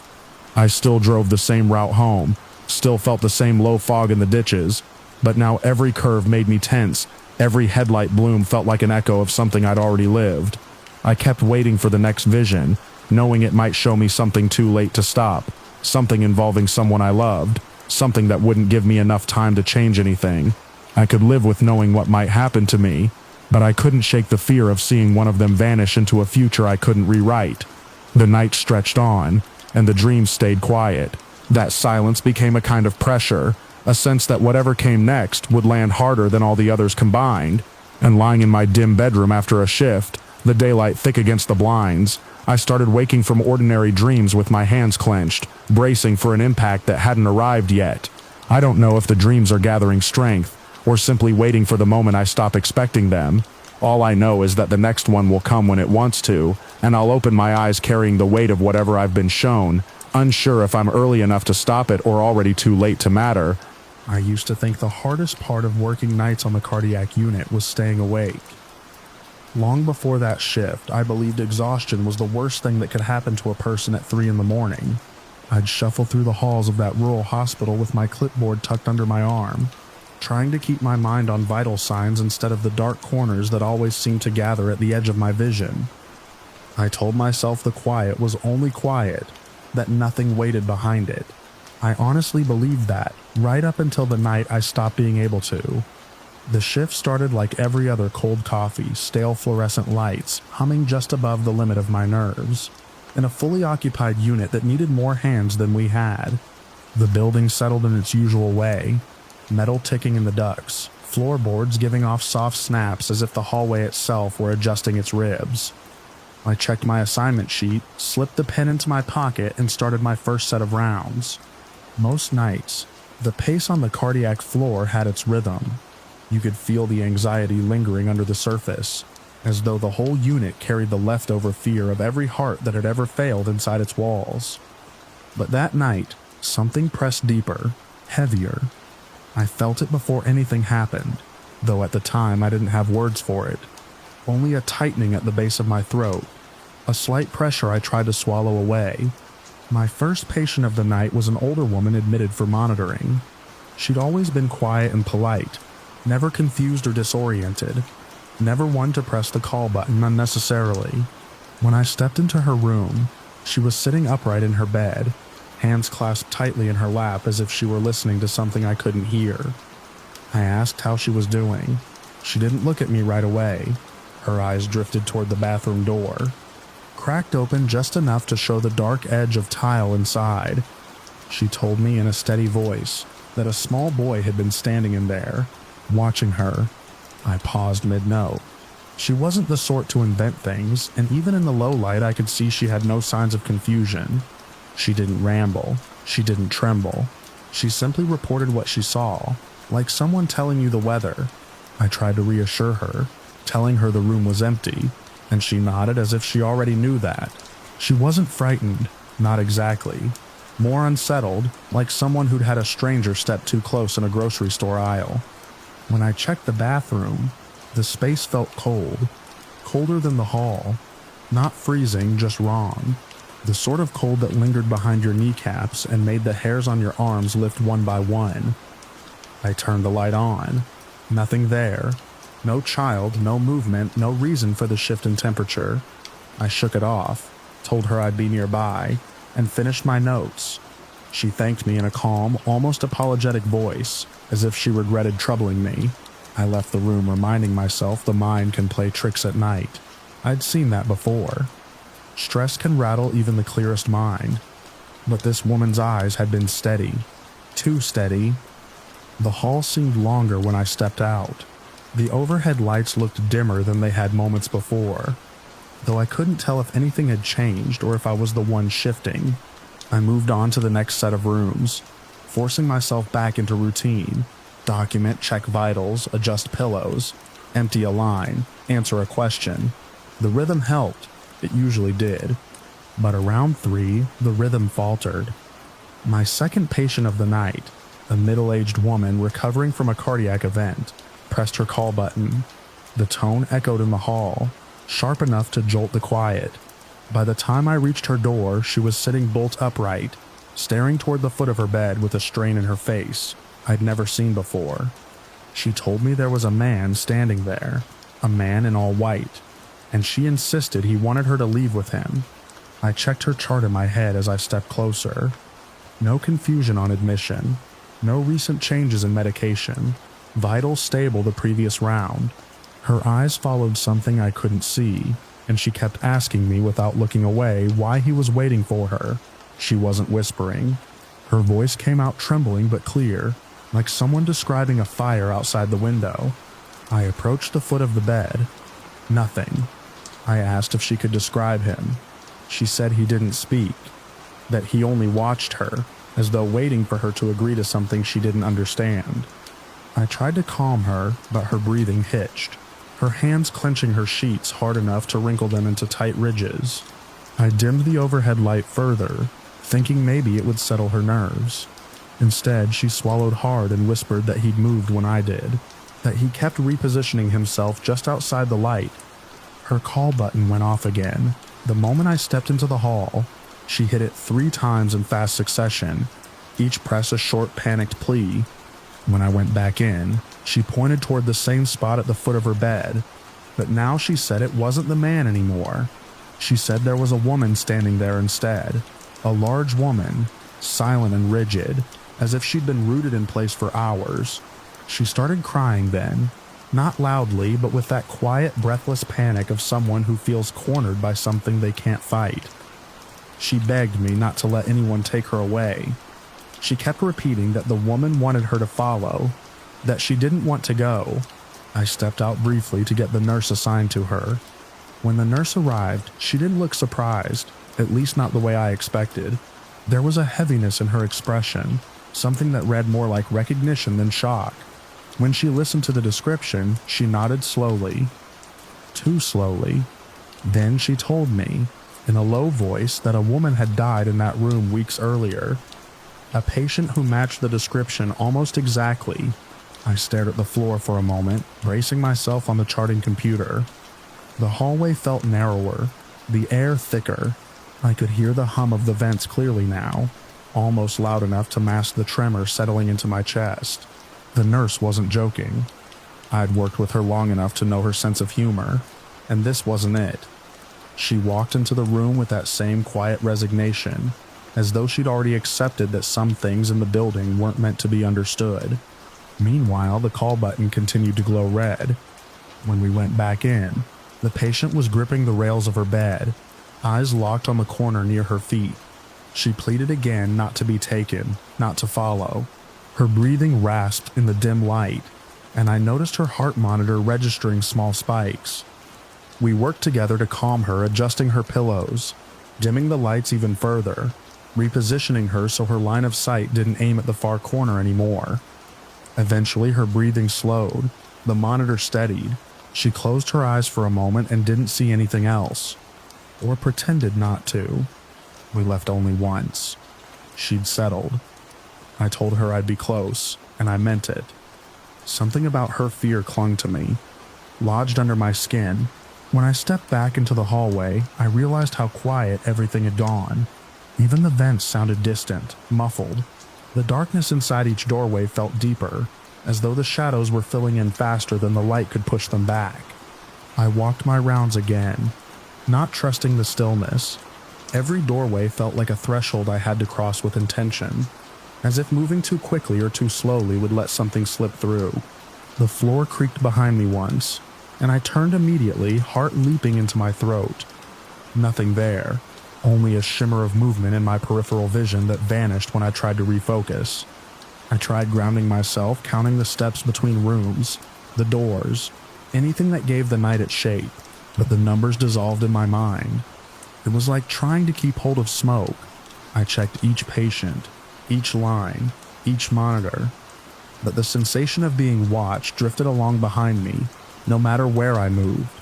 The second patient pressed her button again, this time only once, but the timing felt deliberate, like a hand tapping my shoulder. When I entered, she had her knees drawn slightly upward beneath the blankets. Her eyes didn't track me. They tracked the space just over my shoulder. She whispered that they were both standing there now, the man and the woman. She said they weren't speaking, but she could feel them waiting. She looked exhausted, frightened, and so fragile in that moment that I stepped between her and the place she was staring, without thinking.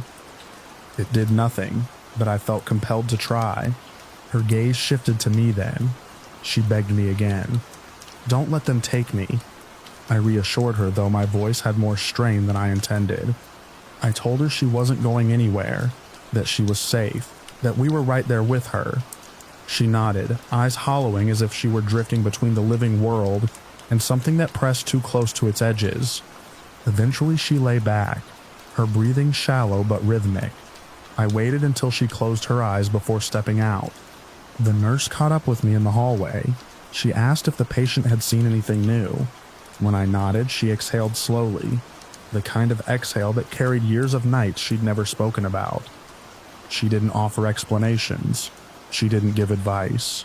She just put a gentle hand on my shoulder, squeezed once, and said she'd keep an eye on things while I finished rounds. The unit stayed quiet for the rest of the hour. Too quiet. The vents felt like they'd slowed. The usual distant beeping of monitors softened as if something were muffling the entire floor. I felt the weight of the building settling into me, into the bones of my arms, into the hollowness near my ribs. The night took on a thickness I can't fully describe. It felt like walking underwater. At some point, I stepped into an empty room to catch my breath. The bed was neatly made, untouched since the last admission. The window reflected only the faint glow of the hallway. I sat on the edge of the bed and rubbed my hands together, trying to shake off the residual cold that had trailed me since my first patient had mentioned the boy. I didn't realize how long I'd been sitting there until the lights flickered once, just a brief pulse, like a blink. And somewhere down the hall, a call button chimed. It wasn't the second patient this time. It was the first. The woman who'd seen the small boy in her washroom at the start of the shift. My chest tightened. I stood, wiped my palms on my scrubs, and made my way toward her room. The hallway stretched ahead of me in a straight line, but I swear the shadows along the far wall deepened with each step. The overhead lights buzzed faintly, a thin, brittle sound. When I reached her doorway, she was sitting upright again, hands shaking slightly on her blanket. She told me she'd seen movement in the bathroom. Not the boy this time, something larger, a shape she couldn't fully describe. She insisted she wasn't dreaming. She told me she hadn't slept at all. I checked the bathroom again, and that same coldness clung to the air. I stood in the doorway, listening to the soft hum of the light, the faint drip of water in one of the sinks down the hall, the quiet breathing behind me. There was no one in the bathroom, no child, no figure, no explanation, but the cold stayed, clinging to the tile like frost. By the time I stepped out, the sky outside the windows had just begun shifting toward morning. Not light yet, only that strange pre-dawn gray that makes everything look like a faded photograph. The nurse walked up beside me and asked if I was all right. I nodded, but the motion felt automatic, like my body was answering before my mind could. The unit began its slow return to life. One monitor beeped. Another patient shuffled in bed. A cart rolled down a distant hallway.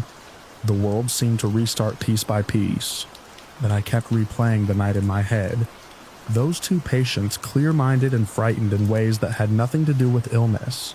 Their descriptions, their terror, the cold rooms, the silent corners, the matching description of a woman who died right there. I'd come into the shift thinking exhaustion was the greatest threat at 3 a.m, but by the time the sun rose, I knew better.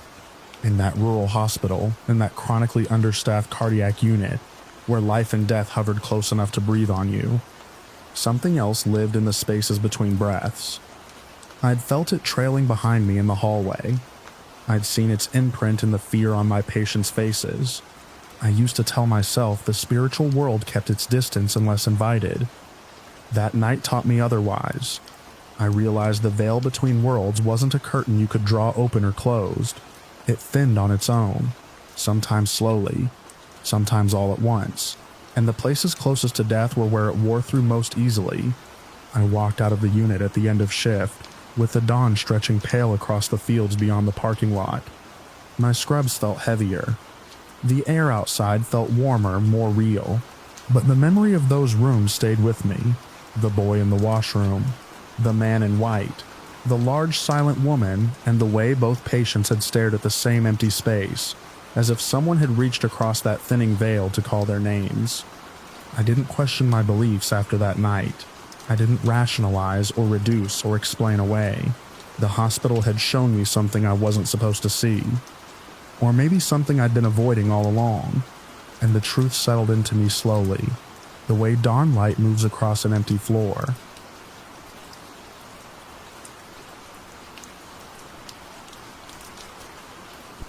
I'd been working the night shift long enough to know the rhythm of the store, the way the aisles went quiet after dinner, the way the fluorescent lights hummed louder when the place emptied out, the way the parking lot felt like its own kind of dark out there on the edge of rural Indiana. But that evening, just before closing, something in the air felt off. The moment I stepped toward the lobby doors with a cart of returns, it was the kind of feeling you get when someone is watching you, even though you haven't seen them yet. I spotted the customer before he saw me. He was standing half in, half out of the entryway, like he couldn't decide whether to come inside or leave. He was tall but slouched, bundled into a jacket that didn't match the warm weather we'd had that week. When he finally turned toward me, his face cracked into a smile that didn't look natural. He told me he had a special order waiting, something he'd been promised earlier in the day. I didn't know anything about a special order, but I walked him inside anyway, the cart squeaking against the tile as I tried to shake the tension building between my shoulders. He headed straight for the drinks aisle, not just the water or the sports drinks, the full cases of everything. I watched him load his cart with enough to supply a concession stand for a month.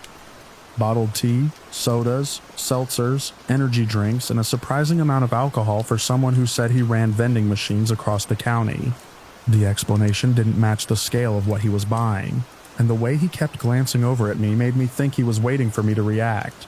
I kept my face neutral and just stayed close enough to help without getting pulled into whatever he expected from me. When he checked out, the receipt curled like a ribbon off the register.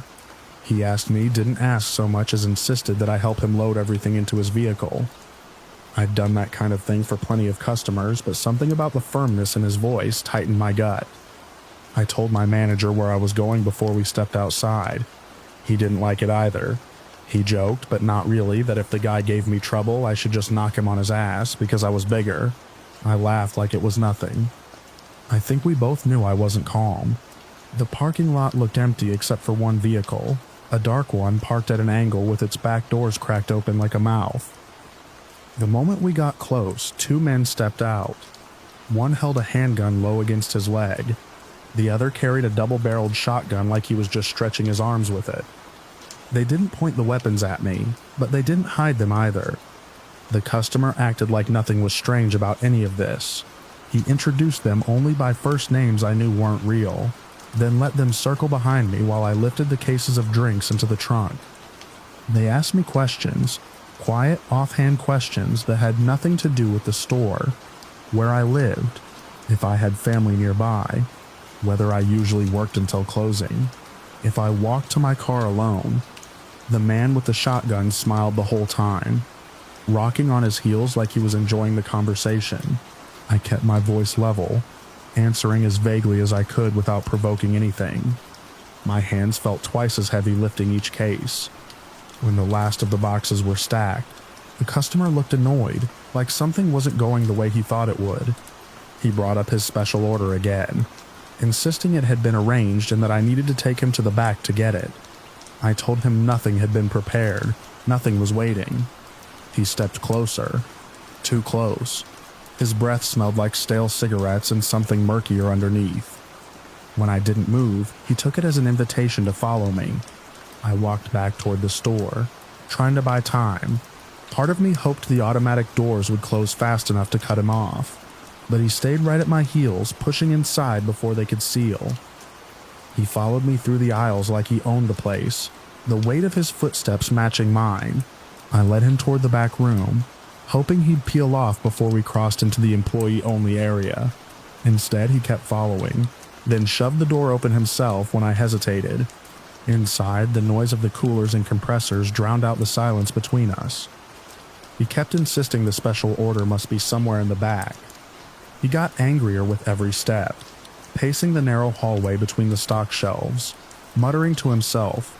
Every time he spun around, I expected him to call his armed friends from the parking lot. I knew they were still out there. I could feel the tension in my chest building as I tried to maneuver him back toward the door without touching him. My manager saw us through the window and stepped in fast. He pulled me aside just enough to ask if I was okay, keeping his voice low. The customer snapped at him then, accused him of promising something, demanded he admit we were hiding his order.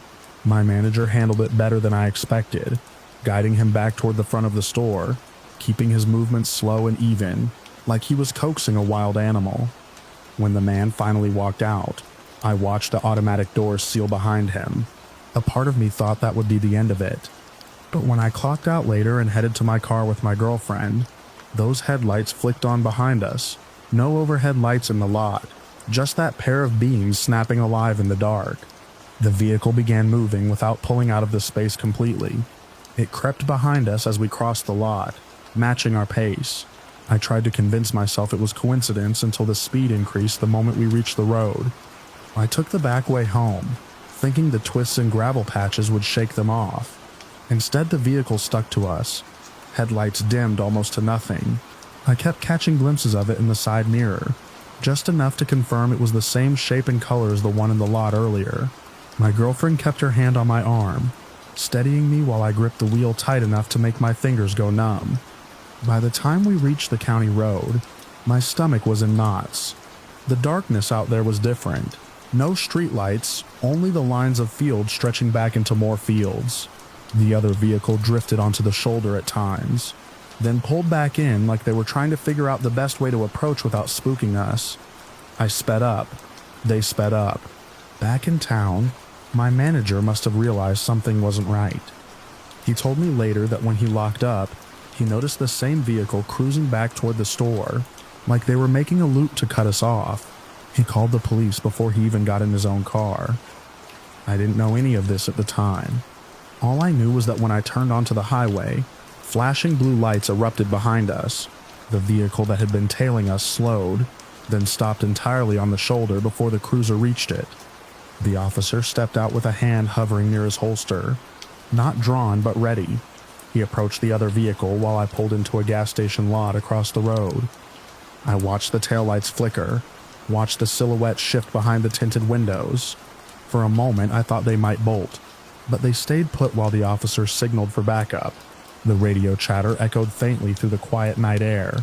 Another cruiser arrived, then a third. Several officers surrounded the vehicle, voices firm but controlled. Eventually the doors opened. The men stepped out one by one, hands raised. I couldn't hear the words exchanged, but I recognized the shape of their movements.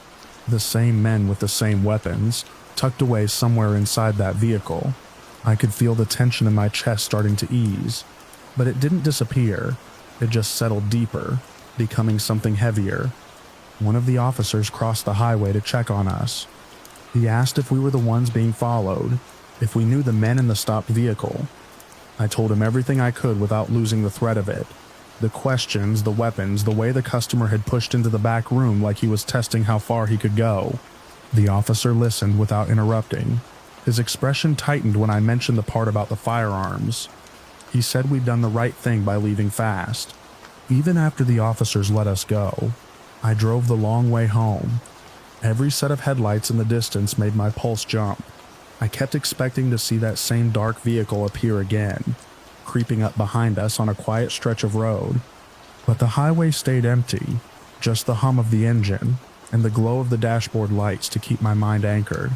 My girlfriend leaned against me gently, grounding me, her breath slow and steady in the dim. When we finally pulled into our driveway, the house looked unfamiliar, like we'd been gone longer than a single shift. I sat in the car for a minute, letting the silence settle.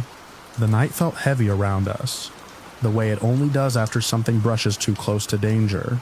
I thought about how easily the whole evening could have gone another way, how a few wrong steps in the parking lot or the back room could have made the story end differently. Inside, I locked the door behind us and checked it twice.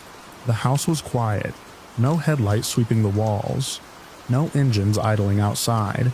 But even now, sometimes when I close up late or walk across an empty parking lot toward my car, I can still feel the echo of that night. The way those men watched me, the way their questions hung in the air, the way the dark felt like it was waiting for me to slip. Most nights I tell myself it was just one bad encounter, one close call among thousands of ordinary shifts. But every once in a while, when I catch the reflection of my own silhouette in the store's glass doors as they slide open, I remember the feeling of being followed down a rural road with nowhere to turn. And I remember how quickly a quiet night can turn into something else entirely.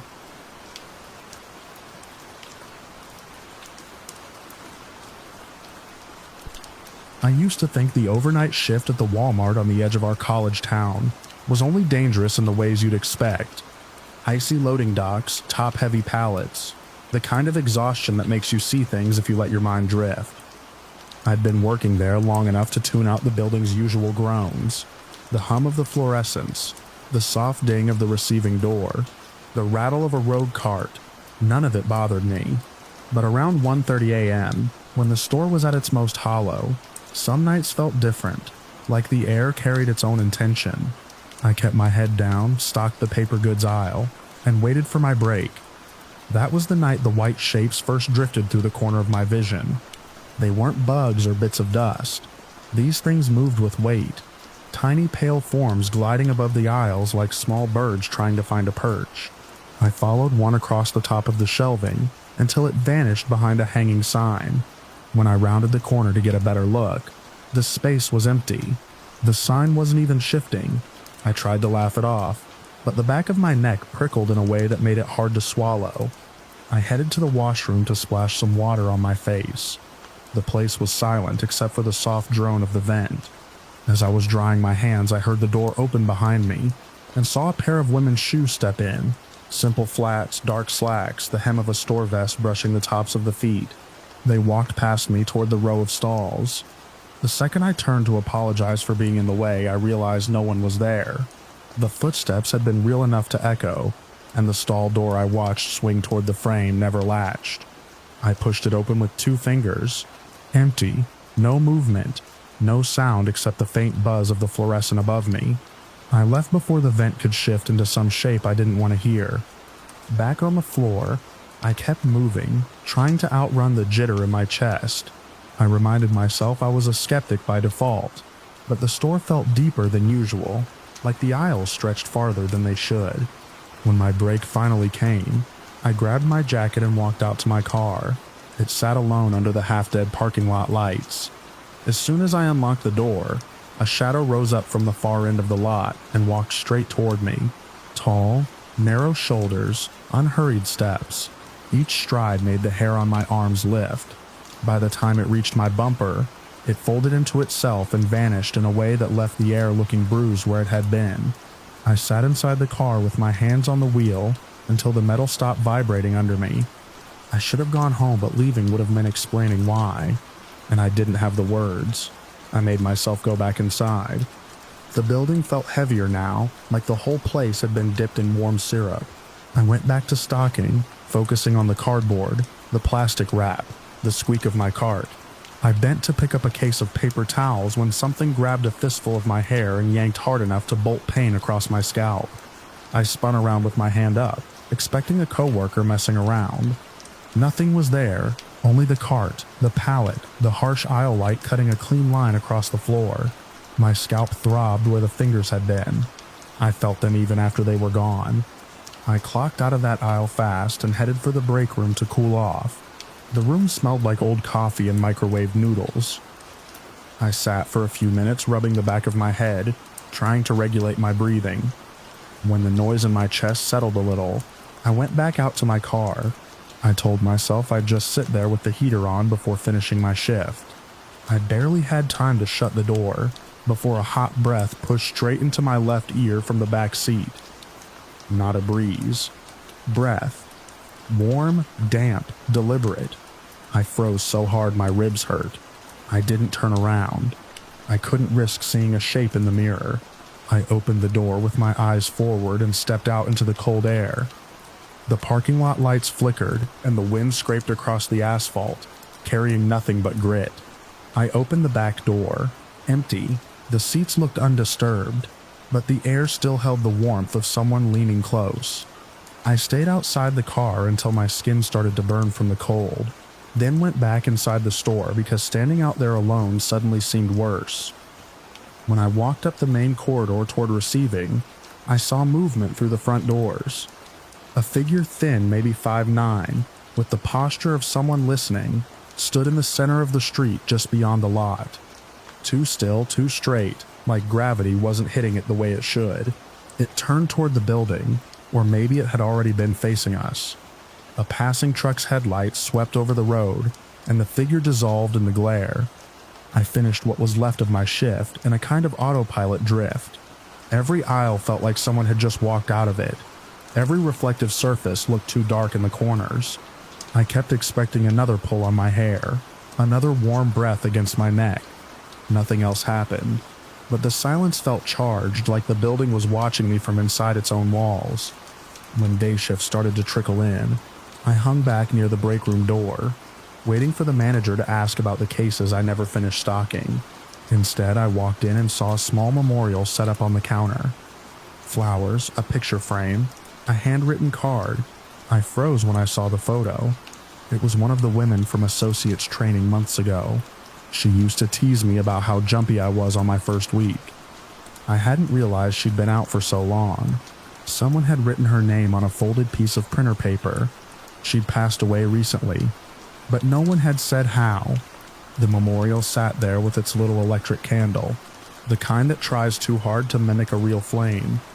It flickered under the break room's harsh light, making the face in the photo seem like she was turning to look at me. My scalp tingled where the pain had bloomed earlier. I stood there long enough for the room to feel too small. I clocked out without speaking to anyone. The sun was rising, but it didn't warm anything. The air outside felt the same as it had in the store, charged, like someone had stepped out of sight only a moment before. I walked across the lot, past my car, past the place where the shadow had vanished, and didn't stop until the store was a shape behind me, instead of a presence beside me.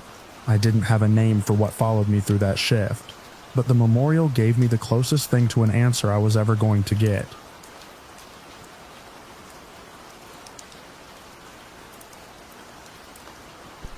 I started noticing the shift in his behavior on a slow evening, when the store lights seemed too bright against the empty aisles. I was sorting decorative samples near the front counter, trying to get a head start on closing. I remember the quiet hum of the tint machine behind me, and the smell of solvent hanging in the still air. That's when he pointed at me in front of a couple of contractors waiting on their orders.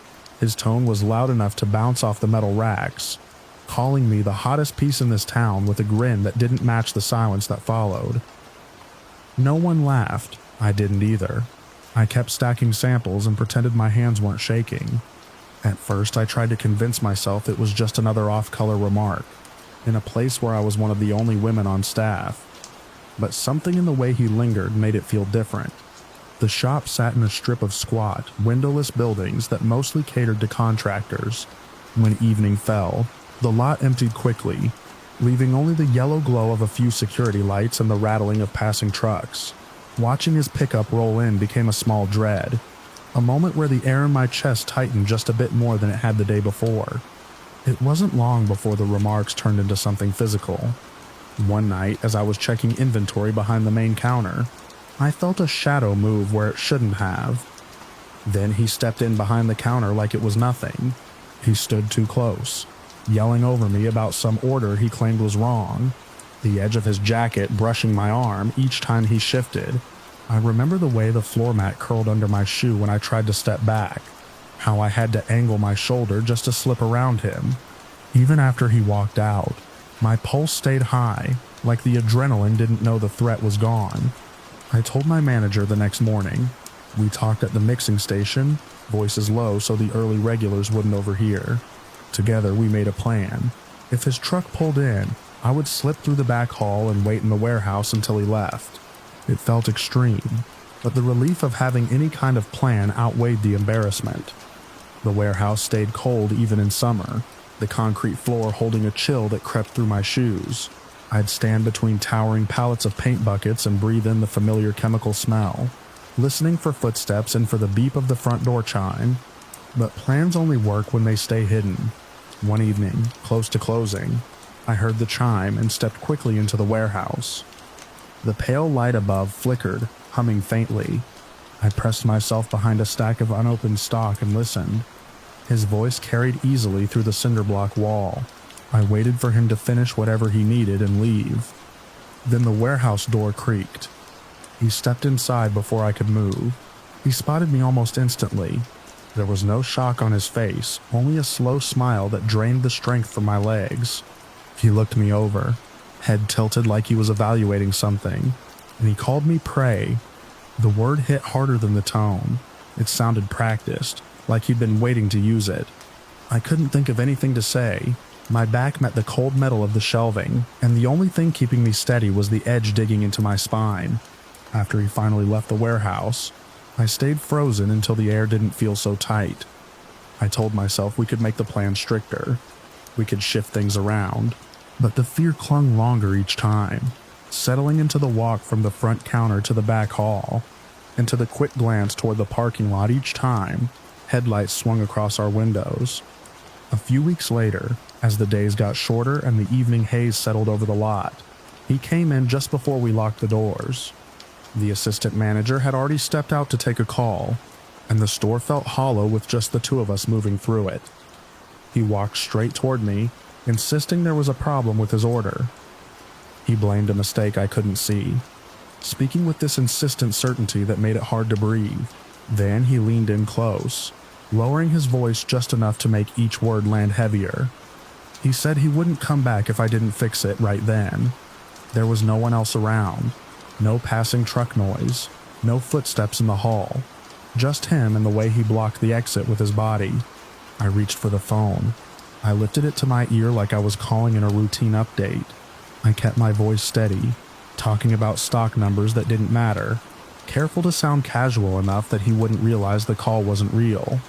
I kept my eyes on the countertop, hoping my manager was near enough to hear the strain in my tone. Every second stretched thin. He hovered inches away, watching my hand wrapped around the receiver as if waiting for me to slip. I don't know how long it took, but then I heard footsteps rushing from the back office. My manager stepped in with a firm, even tone, telling him the issue would be handled first thing in the morning. No confrontation, no drama, just a direct statement that cut through the tension like a clean line. The man hesitated, then walked out, leaving a trail of cold air in his wake.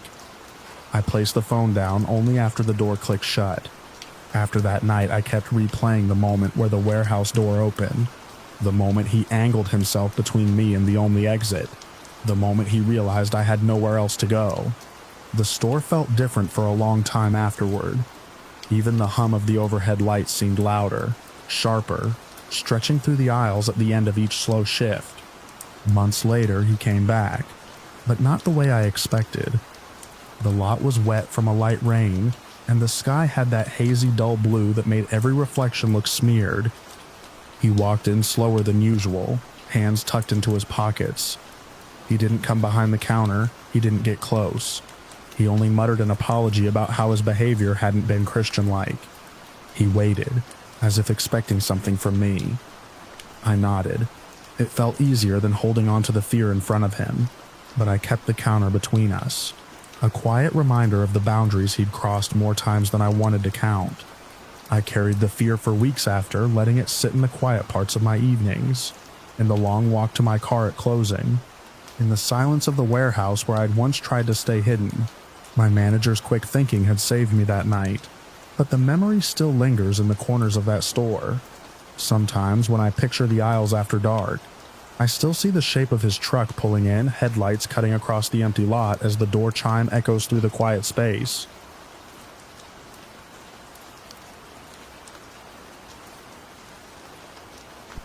I used to think night shifts were the safest part of working at a small auditorium outside Detroit.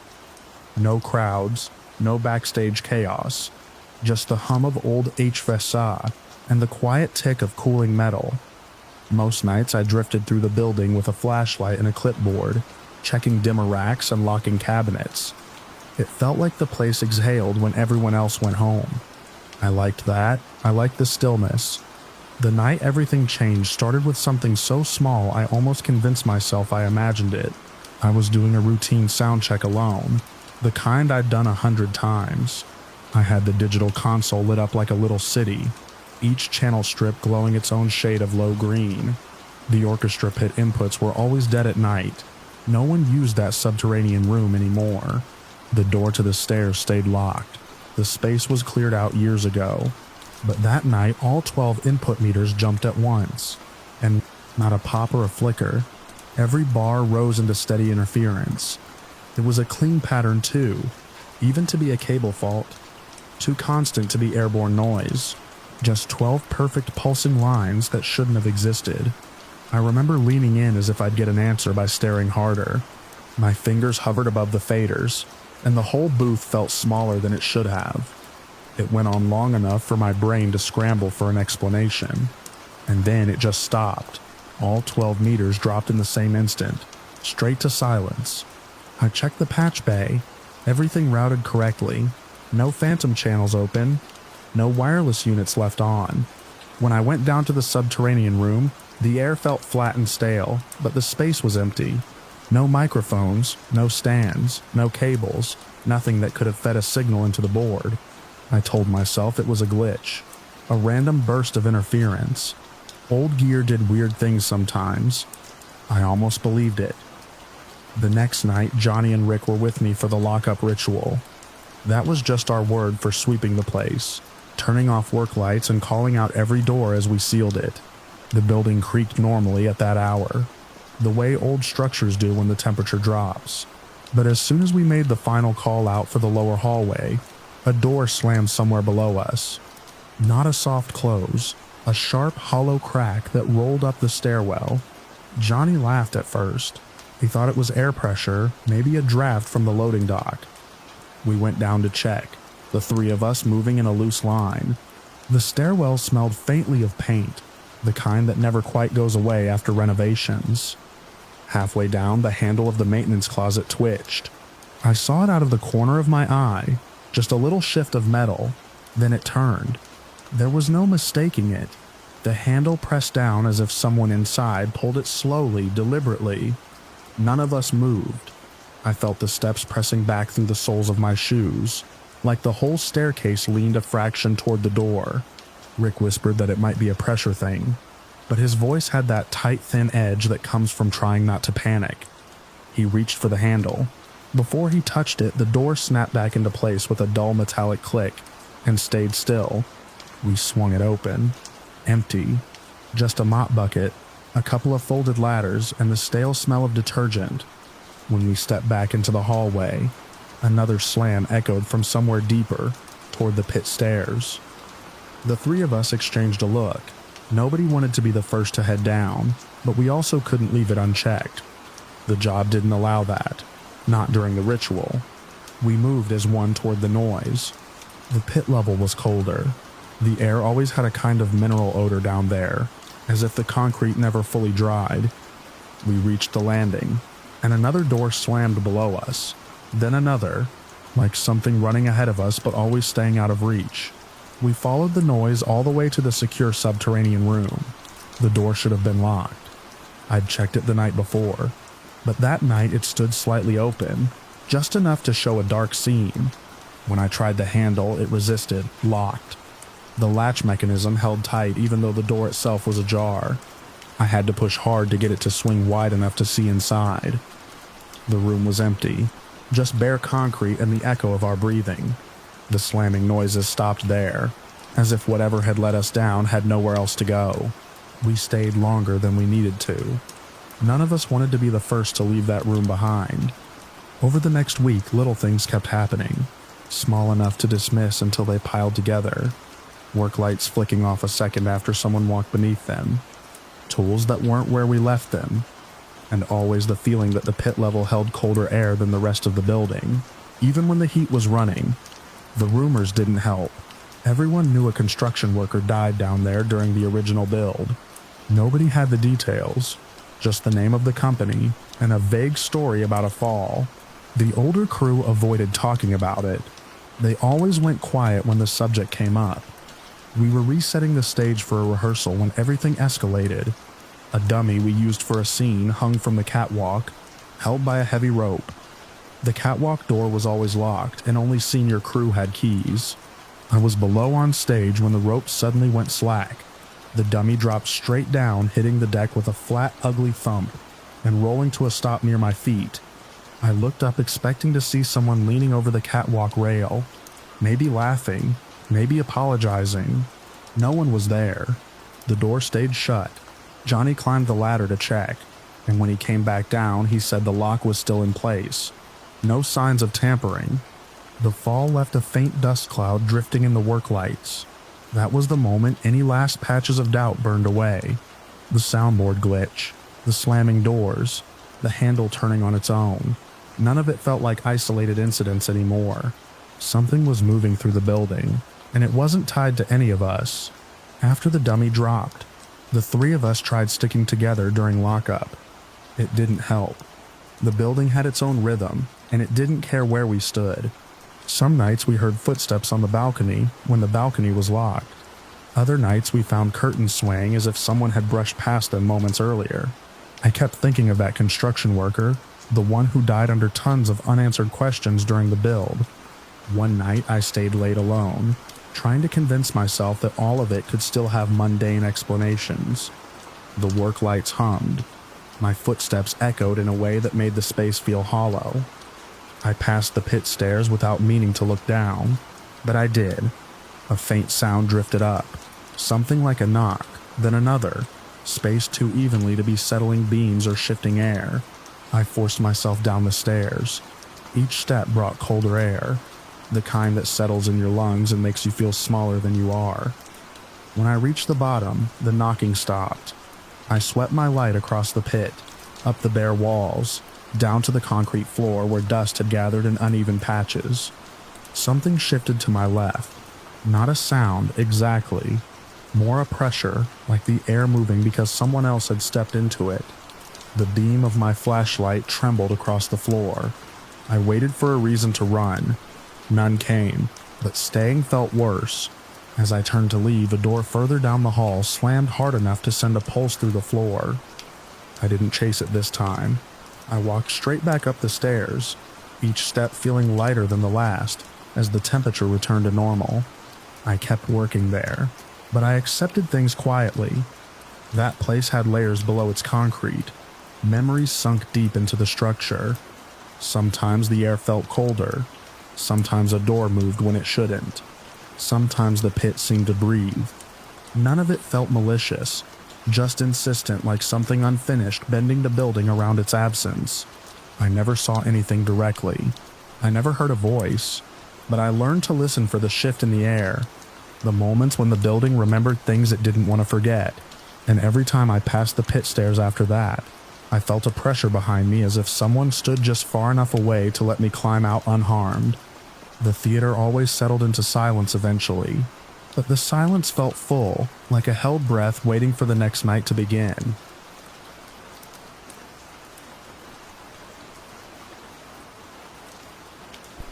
I always thought the quietest part of the closing shift was the walk from the back prep station to the front door. The highway outside would dull to a low, steady wash, and the woods behind the dumpster would blend into one dark shape in the windows. Most nights it felt like the building itself was finally exhaling after the dinner rush. But that night, the building didn't feel empty. It felt watchful. I remember shutting down the fryer station and wiping my hands on my apron as I headed toward the front to set the alarm. I wasn't thinking about anything except getting home and finishing an assignment due the next morning. The air vents had just kicked off, and the whole place went still. My feet sounded too loud on the tiles. I took 3 more steps before I heard it. Footsteps behind me. Close. Overlapping mine like someone trying to match my pace. I froze midway between the soda machine and the front counter. The sound stopped too. I turned around expecting Mark to be there. He had gone out to toss the last trash bag, but for a second I thought maybe he'd circled back. The space behind me was empty, just the prep tables and the glow of the heat lamps reflecting off the metal. I listened hard, holding my breath, but all I heard was the compressor in the freezer kicking on. I almost convinced myself the sound had been my imagination, just nerves from closing alone. I kept moving toward the front, but each step felt heavier. I reached the alarm panel, punched in the code, and waited for the confirmation beep. Instead, the panel gave that long denial tone, like I had left something open. I cursed under my breath and turned to walk the line again, checking every door and latch. Everything looked shut. Everything looked normal. But the panel wouldn't arm. The last door I checked was the women's washroom. Single occupancy. Motion-activated light. The door was locked from the inside and the light was on. I knocked once hard. No answer. I knocked again. Nothing. The light stayed solid, no flicker. I radioed Mark. Told him someone might have slipped in before we closed. He jogged back in from behind the store, cheeks red from the cold. He asked if I needed help, so I told him to listen. We both stood by the door. No movement. No shuffling. No water running. Just the still hum of the building. Mark said he'd go grab the spare key. I waited. One hand on the knob, bracing myself for a pissed-off customer or maybe a drunk who had fallen asleep inside. When he came back, he slipped the key in, turned it, and pushed the door open fast. The lights were on. The room was empty. The sink was dry. The toilet lit up. Everything exactly where it should have been. No sign anyone had been in there. I waved my hand near the doorway to test the motion sensor. The light flicked, then shut off entirely. It had been on long before we opened the door. That meant something had triggered it. Something had stayed still long enough for us to knock twice and for Mark to go fetch the key. I didn't like how quiet he got while we stared at that empty space. We locked the door from the outside, killed the lights, and walked back out without saying anything. At the time, I told myself it was a glitch, a bad sensor, something mechanical, anything but the other explanation, the one that had already been pacing behind me minutes earlier. I tried the alarm again, and this time it armed. We stepped outside into the sharp early morning air, locked the doors, and split off to our cars. I remember thinking if I drove home fast enough, I could outrun the weird feeling crawling up my spine. A month passed. The whole incident turned into a story I only told once, and only to Corey, who laughed and said the building had been doing weird things long before either of us worked there. Even then, I didn't believe him. Not really. Then Cynthia got hit. That night felt heavier from the start. I was assistant manager for the close, and the others were already tired. A light rain had started tapping the drive-through windows, and the woods behind the store looked wet and darker than usual. We had just locked the lobby doors, and everyone was cleaning stations to get out on time. Cynthia went to restock the washrooms before we shut everything down. I heard her scream before I heard the crash of the mop bucket she knocked over. It was a sharp, terrified sound, one that didn't match anything I'd ever heard from her. I sprinted down the hall, slipping a little on the wet tiles. She was standing outside the women's washroom, pressing her hand to the small of her back, trying not to cry. She kept saying something hit her, something cold, something solid. Mark was already there and helped her sit on a crate. When she moved her hand, we saw a faint print spreading across her skin.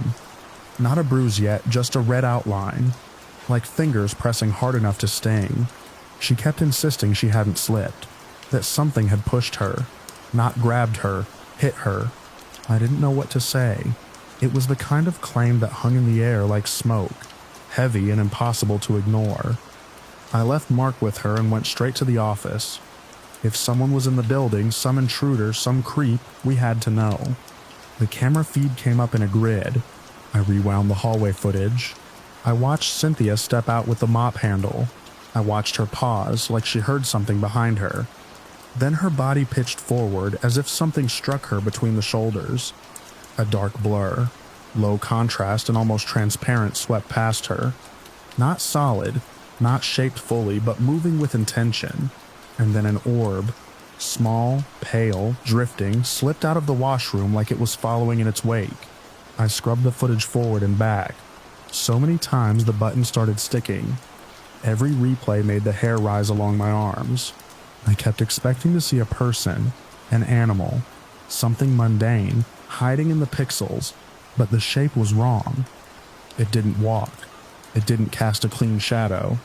It wasn't anything I had a word for. I showed the feed to the others. No one talked for a while after that. We triggered the alarm on purpose. When the system went into alert, corporate protocol said a patrol officer had to come check the building. He arrived 10 minutes later, stepping inside with one hand on his holster, scanning the corners like he expected someone to jump out. We walked the hallway with him, then every storage room, every freezer, every booth, even the roof hatch, nothing. The building was empty. When he finished the sweep, he paused at the end of the hall and looked at the women's washroom door. He said he didn't like the feeling in that part of the store. He didn't elaborate, he didn't have to. After he left, we all tried to calm down enough to finish closing. The rain outside had turned steady and loud, drumming against the windows like someone tapping to be let in. I kept glancing at the security feeds, half hoping nothing else would move. It didn't stay quiet. When I went up front again to reset the alarm, I forced myself not to look behind me. I focused on the panel, on the beep of each button, on keeping my breathing steady.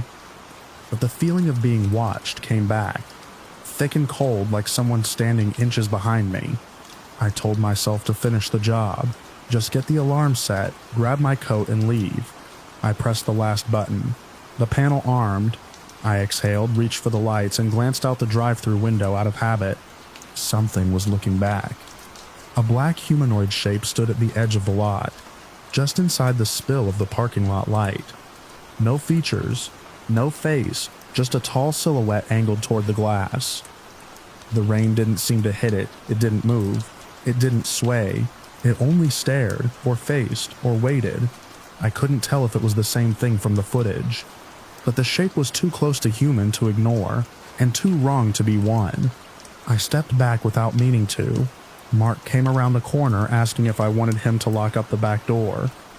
When I turned again, the shape was gone. The pavement where it had stood was empty, slick with rain. Nobody wanted to stay any longer than we needed to. We turned off the last lights, locked the doors from the outside, and hurried to our cars. Cynthia still kept holding her back like it hurt. Corey insisted on walking her to her car with an umbrella, even though the storm was picking up. I sat in my car for a long minute before starting the engine. I stared at the dark tree line, wondering if something was watching from there too. I told myself I wouldn't look at the building on my way out. I failed. I looked in the rearview mirror, and the place felt wrong from the outside too still, like it was holding its breath. I didn't volunteer for closing shifts after that. I traded whenever I could, but the next time it was unavoidable. I walked the line slower, checking each shadow twice. I felt the building listening. I felt something pacing just out of view. Every step from the back to the front carried the memory of that first night, those footsteps that didn't belong to mine. Cynthia never forgot the hit. The redness faded, but the shape of the handprint stuck with her longer than the mark on her skin. She said it felt like someone angry passing through her. She asked if I thought it had been waiting for her inside that washroom. I didn't have an answer. None of us did. But I knew this much. Whatever was in that building, whatever moved with its own intent, it wasn't harmless. It watched, it followed, and once it touched someone, all the easy explanations disappeared. Even now, when I drive past on the highway, I slow down without meaning to. The windows look darker than they should. The lights flicker even when the weather is clear. And sometimes when the angle is just right, I catch a shape standing behind the glass, still impatient, as if it recognizes me from that night. I looked back at the wrong moment.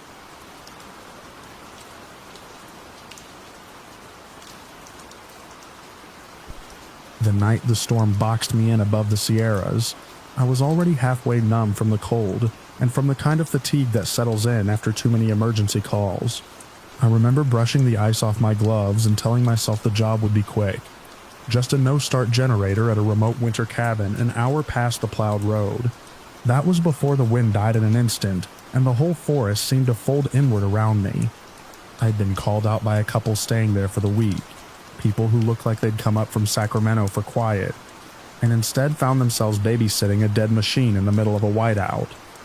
They'd waved me into the garage, thanked me, and hurried back inside to keep the heat from leaking out. That left me alone with the generator, the old diesel model with software that always froze during updates. I'd seen 1,000 like it. Nothing about the work felt strange. Not then. While the update crawled, I leaned against the housing, trying to get my fingers warm without letting my gloves touch the exhaust shield. The storm had been screaming for hours, rattling the tin siding and sweeping loose powder against my boots. But the moment the progress bar hit halfway, the sound died. Not faded, not eased, stopped. I'd heard sudden silences before, mountain storms will do that, but never one that felt arranged. I stood there listening for anything. A branch falling, snow shifting, even my own breath echoing off the rafters. Nothing reached me. The silence wasn't peaceful. It felt like something had stepped into the world and everything else stepped back. My first bad feeling came from the tree line beyond the garage. The sodium perimeter lights were off because the generator was still dead, but the moon behind the storm clouds cast just enough to outline movement, dark shapes sliding between the pines. They moved in a low, cautious way, the kind of deliberate pacing I'd only ever seen in coyotes watching for weakness. But these shapes weren't animals. They stood upright and there were too many of them, spaced too evenly.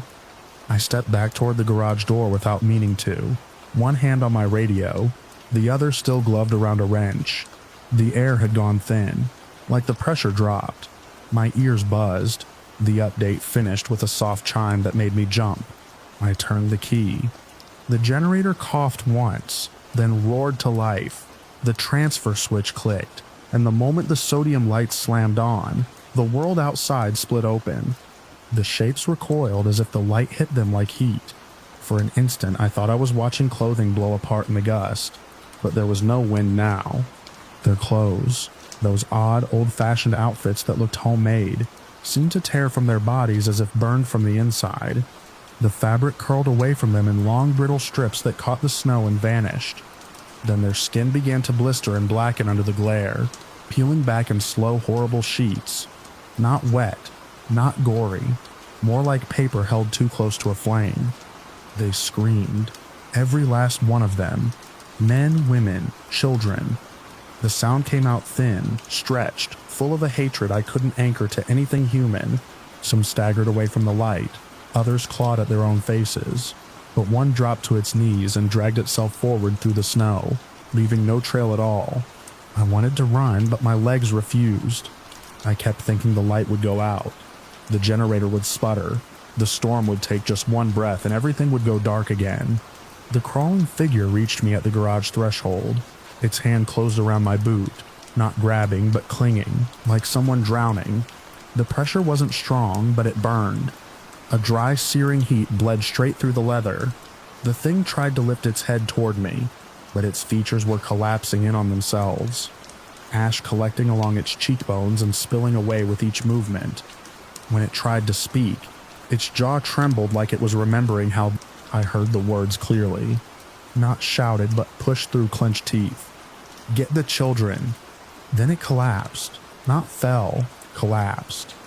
One instant there was weight around my ankle, and the next there was only a soft plume of ash swirling across the concrete.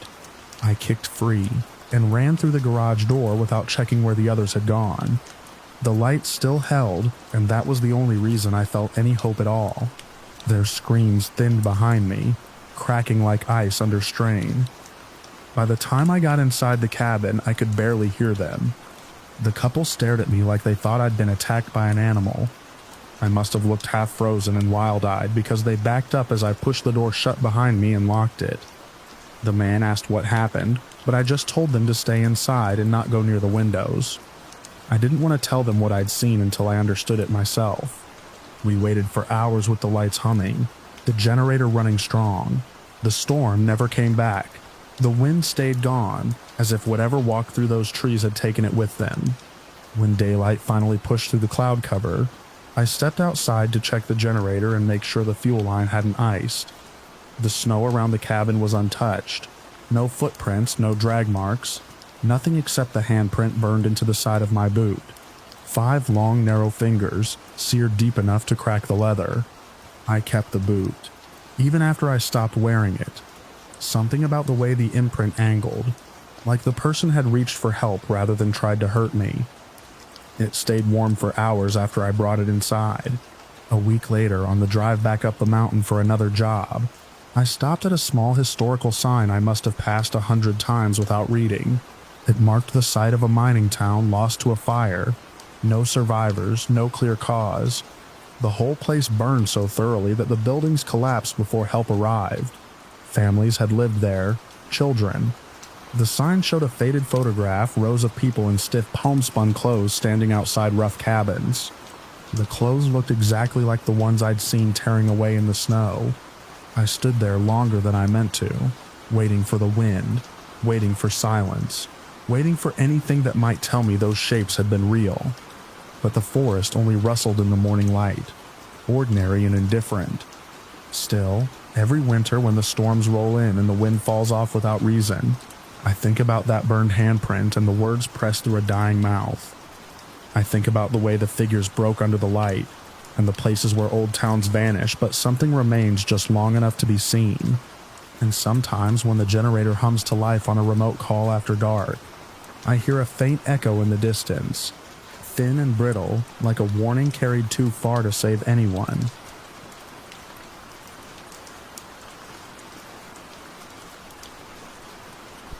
I used to work nights at a club in my hometown, one of those old brick buildings with low beams, warped floors, and a vault beneath the back hall where we kept the liquor.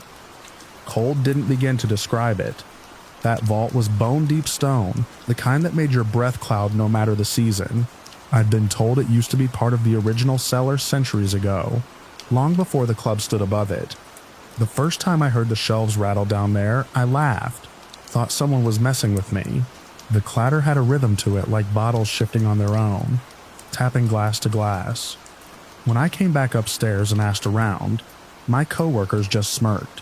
One of them muttered, "Welcome to the night shift," but wouldn't say more. I let it go.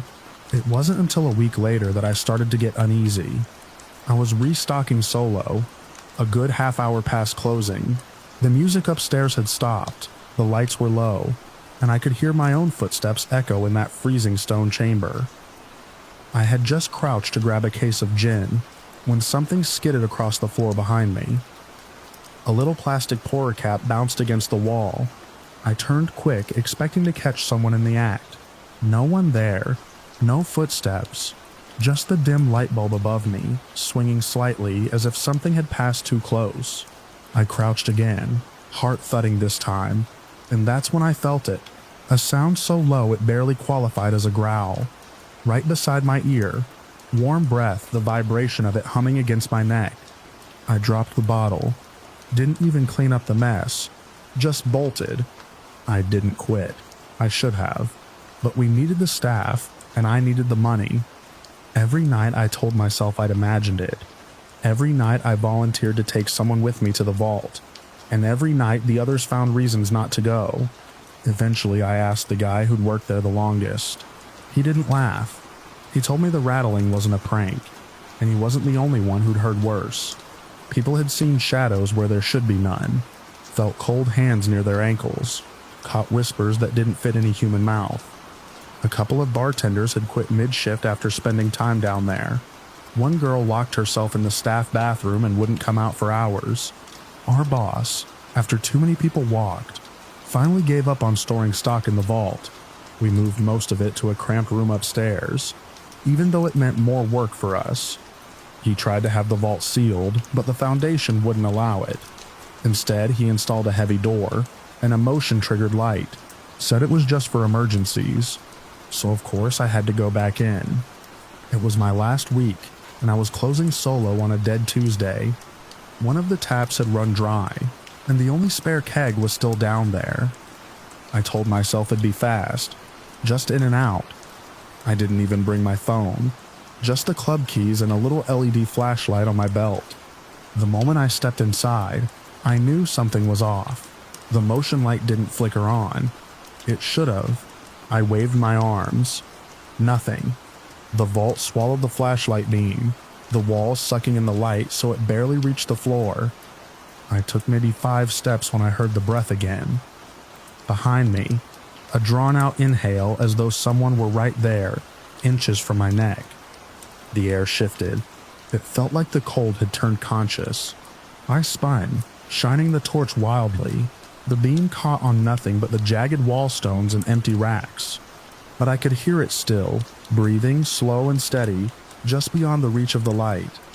My pulse hammered so hard I could feel it in my teeth. I backed toward the entrance, keeping the light in front of me. Then something slammed into my shoulder from behind. I hit the ground hard. My flashlight skittered across the stone, landed face down, and the vault went black. Before I could scramble up, I felt a grip around my ankle.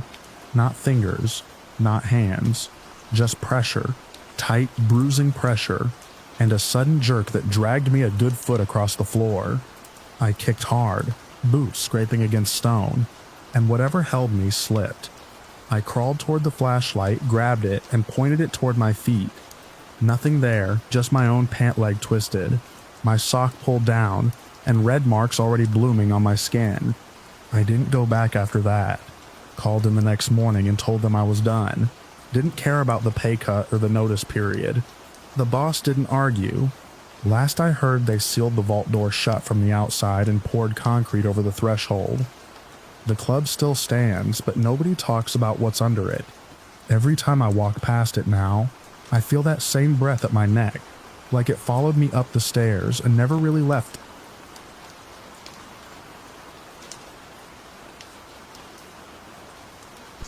I'd been working night shifts at the university for just under a year. My vision condition made daytime unbearable, an inherited photophobia that made harsh light feel like razor wire across my eyes. So I worked when it was dark, the lab's empty, the halls hollow, and every sound seemed too close. The building I was assigned to most often was one of the older ones, originally part of the computer science department, though by now it was mostly a hodgepodge of underused rooms, storage areas, and half-abandoned research spaces. The first time I noticed her, I didn't think anything of it. I was walking the west corridor, heading toward the electrical room to reset a breaker. I caught movement in my peripheral vision, a figure slipping into one of the labs. It was quick, barely more than a flicker, but enough for my body to tense. I turned, expecting to see a grad student who'd stayed too late or someone who didn't belong there. The hallway was empty. The door to Lab 3C was closed. No sound, no light inside. I told myself it was just my eyes again. My periphery has always been weird. Overcompensates for the central blind spots. Shadows stretch and move when they shouldn't. I finished my rounds and tried not to dwell on it, but it kept happening. Always just at the edge of vision. A woman in white or beige, sometimes holding something up near her face, and always gone when I turned. After the 3rd or 4th time, I mentioned it to Casey, one of the grad students who worked overnight in the systems archive 2 floors down. She laughed at first, thought I was messing with her. Then one night she texted me, "Did you just come out of the old graphics lab? Looked like you. Weird perfume smell too." smoky. I hadn't been near that part of the building, that shift. We went together. The room was empty, but it smelled like stale cigarette smoke and something older like scorched plastic and dust.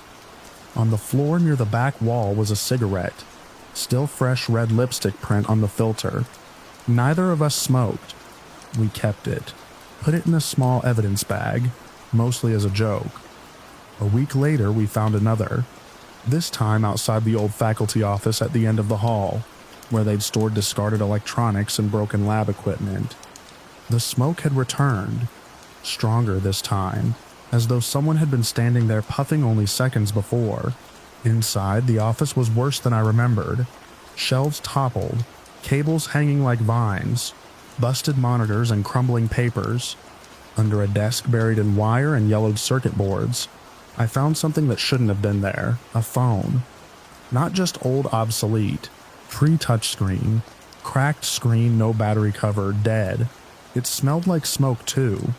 The whole thing was warm in my hand, even though the room had no power, and it was 30 degrees inside. I took it home. Charged it the next night using a universal cable. I didn't expect anything, but when it powered up, the screen glowed faintly and one file sat in the gallery. One photo. It was blurry but unmistakable. A woman in a lab coat, smiling, arms around a man in a facility maintenance uniform. The background was this building. Same halls, same flickering lights. The man looked like me.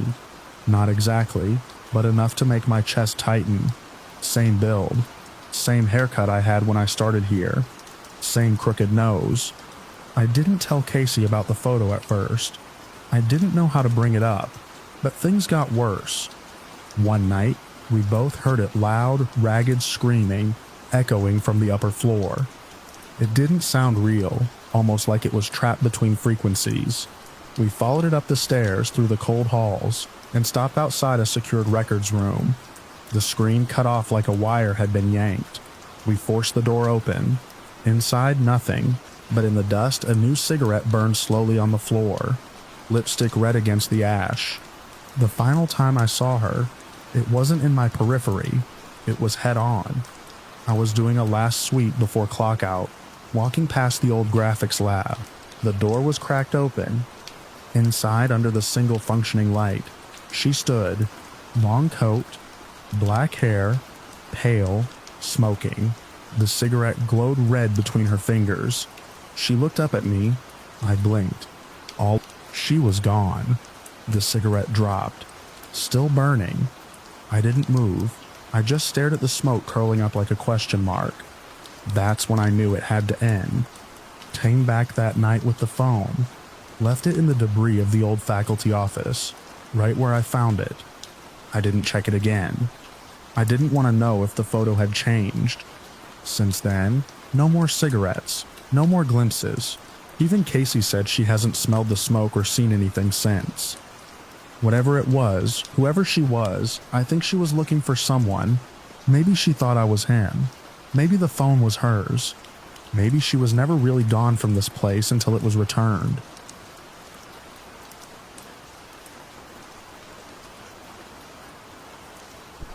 I transferred from a finance role to executive security after a rough year, burnout mostly. Sitting behind spreadsheets started to feel like slowly drowning in still water. I thought a change would help. Something simple, straightforward. Guard the building, watch the cameras, lock the doors. It was supposed to be a routine evening shift. A small corporate office downtown, mostly empty by 6. The only activity was an Alcoholics Anonymous meeting in one of the side conference rooms. I was there to keep an eye out, make sure nobody wandered in off the street. It wasn't the best part of town. Broken streetlights, tagging on the dumpsters. I'd done worse. Around 8:30, I walked the first floor, checking each of the doors. Most were locked. Fluorescent lights buzzed overhead in a steady hum. Through the glass partition, I could see the AA group, maybe 8 people, quietly talking. They weren't the problem. It was quiet until I saw her, Alex. She'd stepped out of the room early, said she was getting a headache. She leaned against the wall near the vending machine, rubbing her temple. I offered her some water from the cooler and asked if she needed anything. Just a ride to her car, she said. It was parked in the back lot, and the light over the rear exit had been out since last week. Something about the way she said it made me pause. There was a tension in her shoulders, like she was bracing for something. She hesitated again at the exit, one hand on the bar, the other adjusting her jacket. That's when I saw the bruises, half hidden under her sleeve, pale green and yellow at the edges. She caught me looking and gave a weak smile, muttering something about bumping into a counter. I didn't press. I just told her to wait while I checked the alley. That's when the door behind me slammed open. He was tall, broad, and wild around the edges, like he'd been sleeping in his car for days. Greasy hair, red-rimmed eyes, knuckles that looked raw. He shoved through like he owned the place and pointed straight at me. "You think I don't know what you're doing?" he growled. I didn't answer. He stepped closer. "Alex, you think this guy is going to protect you? You think he's better than me?" She stepped back, clutching her bag. He knew my name. That stopped me. I'd never seen him before, but he said it like we'd been introduced. "You been screwing my girl?" he shouted. Then he grabbed a fire extinguisher off the wall and hurled it. I moved on instinct. It missed my head by inches and shattered the vending machine behind me. Glass and candy flew everywhere. I drew my sidearm and stepped between them. "Back off," I said. "Now." But he was already charging. I tried to deflect, go low. Training kicked in, but he caught me with a shoulder and drove me against the wall. Wind knocked out of me. My gun hit the floor. We wrestled. His fists were wild, untrained but heavy. I landed a hit to his ribs. He grunted but didn't slow down. I could smell the booze on him, sharp and sour. Somewhere in the chaos I heard Alex on the phone, screaming for help. Finally, I got enough leverage to break away. I reached for the weapon, but he kicked it across the floor and lunged again. I blocked with my forearm and managed to push him back against the reception desk. Then the sirens. Blue and red lights cut through the glass. 3 officers burst through the front. He didn't fight them. Maybe he knew it was over. They got him on the ground, cuffed and yelling about how she lied to him, how I was the reason everything fell apart. One of the officers looked over at me and nodded. I just sat there, trying to catch my breath, jacket torn and one eye already swelling. Later, after they took him out, one of the cops told me the man was her ex. A restraining order had been filed just 2 weeks earlier. He'd broken it, tracked her here, waited, listened. He must have overheard us talking in the hallway. That's how he knew my name. He built the whole affair story in his head just from that. Alex sat on the curb, wrapped in a blanket, face in her hands. I didn't know what to say, so I didn't say anything. Just stood there until her ride came. I still think about that shift sometimes. About how close it came. About how something routine turned violent in under a minute. The vending machine never got replaced. A crack still ran across the tile where the extinguisher hit. The new lights in the back lot hum louder than the old ones. Or maybe that's just how I remember it.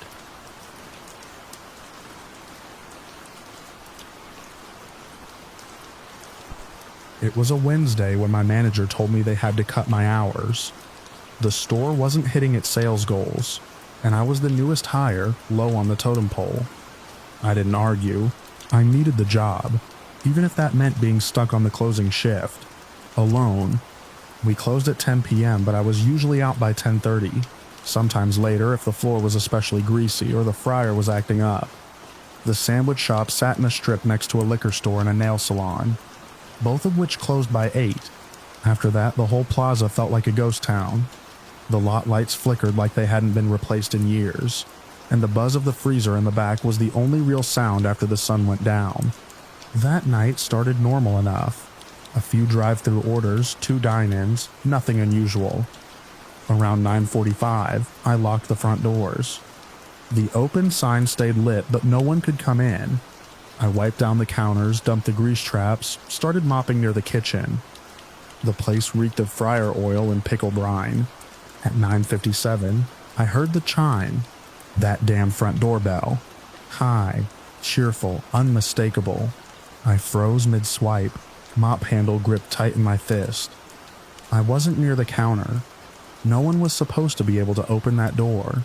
I left the mop leaning against the soda machine and walked slowly to the front, trying to peer past the corner. The dining room was empty. No customers, no cars out front. The door was still shut, locked. I checked it twice.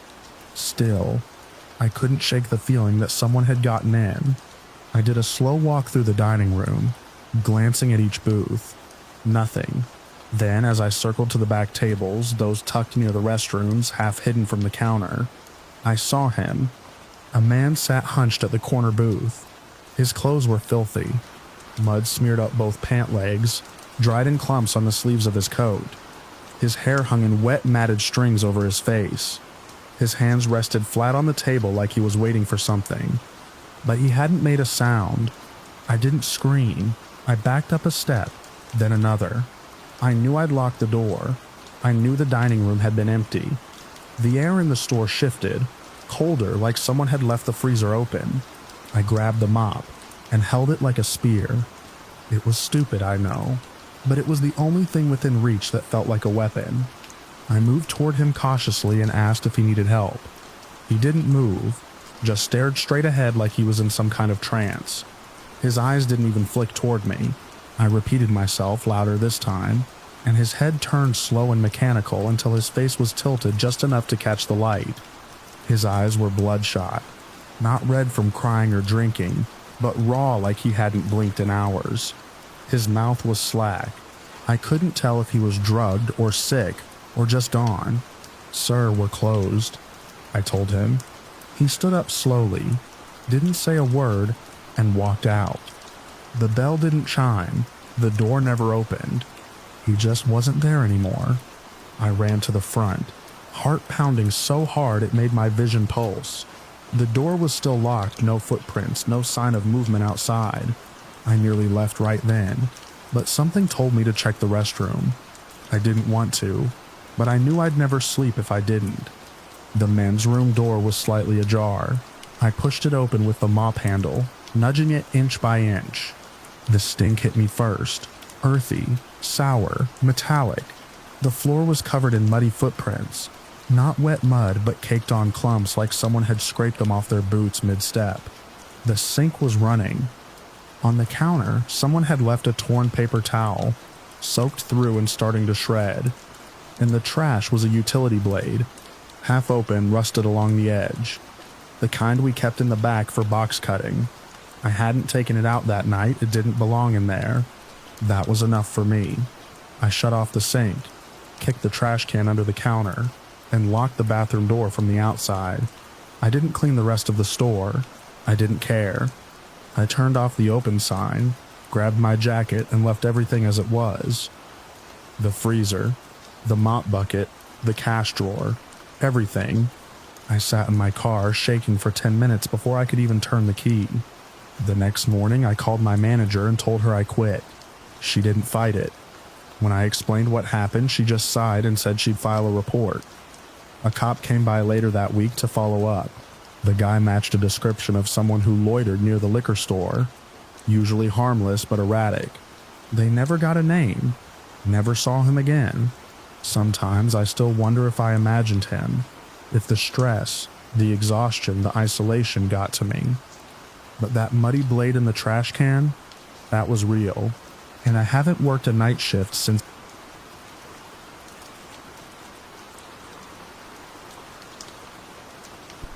I took the night shift because I didn't have a choice. Rent was late, and my brother was already covering more than he should have been. The dairy farm was a good 40 minutes outside the mining town, just off a winding dirt road that lost all signage after the first 5 miles. It had that look, long-forgotten siding on the barn, rusted gate hinges, and a squat windowless shed where I was told to keep warm between rounds. The boss gave me a flashlight with a cracked lens and a 2-way radio that barely picked up static. His truck taillights disappeared into the fog before I even had time to regret saying yes. The fog wasn't just thick, it was alive. It pressed against my skin like damp cotton and swallowed the sounds of my boots as I did my first loop around the pens. The cows were uneasy, some swaying in place, others jerking their heads like they heard something I couldn't. My shelter for the shift was a wooden lean-to, tacked on the back of the barn, floor made of pallets, walls barely insulated. I sat on an old lawn chair with a quilt I'd brought from home, and tried not to think about the silence outside. It wasn't just quiet. It was wrong. No crickets, no wind, just the faint drip of condensation and the occasional shifting groan of a wooden beam. Then I heard footsteps. Not the soft, unpredictable kind animals make. These were human, purposeful, wet, one after another, crunching through the mud like boots, suctioning free. They stopped directly in front of the barn. I held my breath, pressing my ear to the plywood wall. Nothing moved, no shadow, no knock, just that sudden, oppressive awareness that something stood on the other side. I waited. 5 minutes. 10. I might have even nodded off. Then came the new sound. Gargling, like someone trying to swallow water and breathe at the same time. Slurping, thick and viscous. It moved along the side of the barn, slow and steady, and stopped right in front of my shelter. I stayed frozen, barely breathing. The radio in my lap crackled once, then went dead. I didn't move again until dawn started to tint the fog a pale gray. The boss arrived a little after 7. I waved him down before he could head inside, trying to play it cool, not wanting to seem jumpy. He barely looked at me before making a beeline for one of the pens. That's when I heard him swear. There, not 10 feet from the barn, lay a pregnant cow on her side. She wasn't bloated or torn up, just still. Her belly was slack, hollowed out like someone had scooped everything from within. The skin was smooth, no cuts, no claw marks, no blood, just empty. The mud around her was untouched. He looked at me, his face pale and tight. "You didn't hear anything?" I lied. Said maybe I slept through it. Said maybe it happened before I even got there. He didn't press. That night I was back in the lean-to, flashlight tucked between my knees, notebook in my lap where I'd been sketching the layout of the pens, anything to stay awake. My brother had called earlier. We'd joked about the quiet out here, and I'd teased him like I always did, saying at least I'm not the one who still checks under his bed. Around 2 in the morning, I heard my own voice. It came from outside the shelter, flat like a recording but with the same intonation. At least I'm not the one who still checks under his bed. Pause. Then again, at least I'm not the one who still checks under his bed. I turned off the flashlight, held still, listened as it repeated 3 more times, each softer than the last. I didn't wait for more. I grabbed my pack, bolted out into the fog, and made a run for my car. My boots slipped in the mud, but I didn't stop. The sound of my own voice still echoed in my head as I fumbled the door open and started the engine. I drove slow. Visibility was maybe 10 feet, and I could feel the fog hugging the car, dense and wet. Then something tapped the back window. Light at first like a knuckle, then again, harder. I didn't look. Another tap, then a push. The whole car rocked like someone leaned their weight against it. I pressed the gas harder, barely crawling through the fog, feeling each nudge against the frame, every slap against the glass. My breath fogged the windshield from the inside as I whispered over and over for it to stop. It did. A mile down the road, nothing behind me, nothing in the mirrors, just fog. When I called the boss and told him I wasn't coming back, he didn't argue, just said he'd check things out himself. Later that day he called, not angry, just confused. He said the place was deserted. All the cows were accounted for except the one from the day before. No tracks, no sign anyone had been there at all. He even mentioned how strange it was that the mud didn't show prints, not even mine. I told my brother everything. He believes me more than I wish he did, and I still hear it sometimes. My voice outside my window at night, whispering old jokes I've forgotten saying.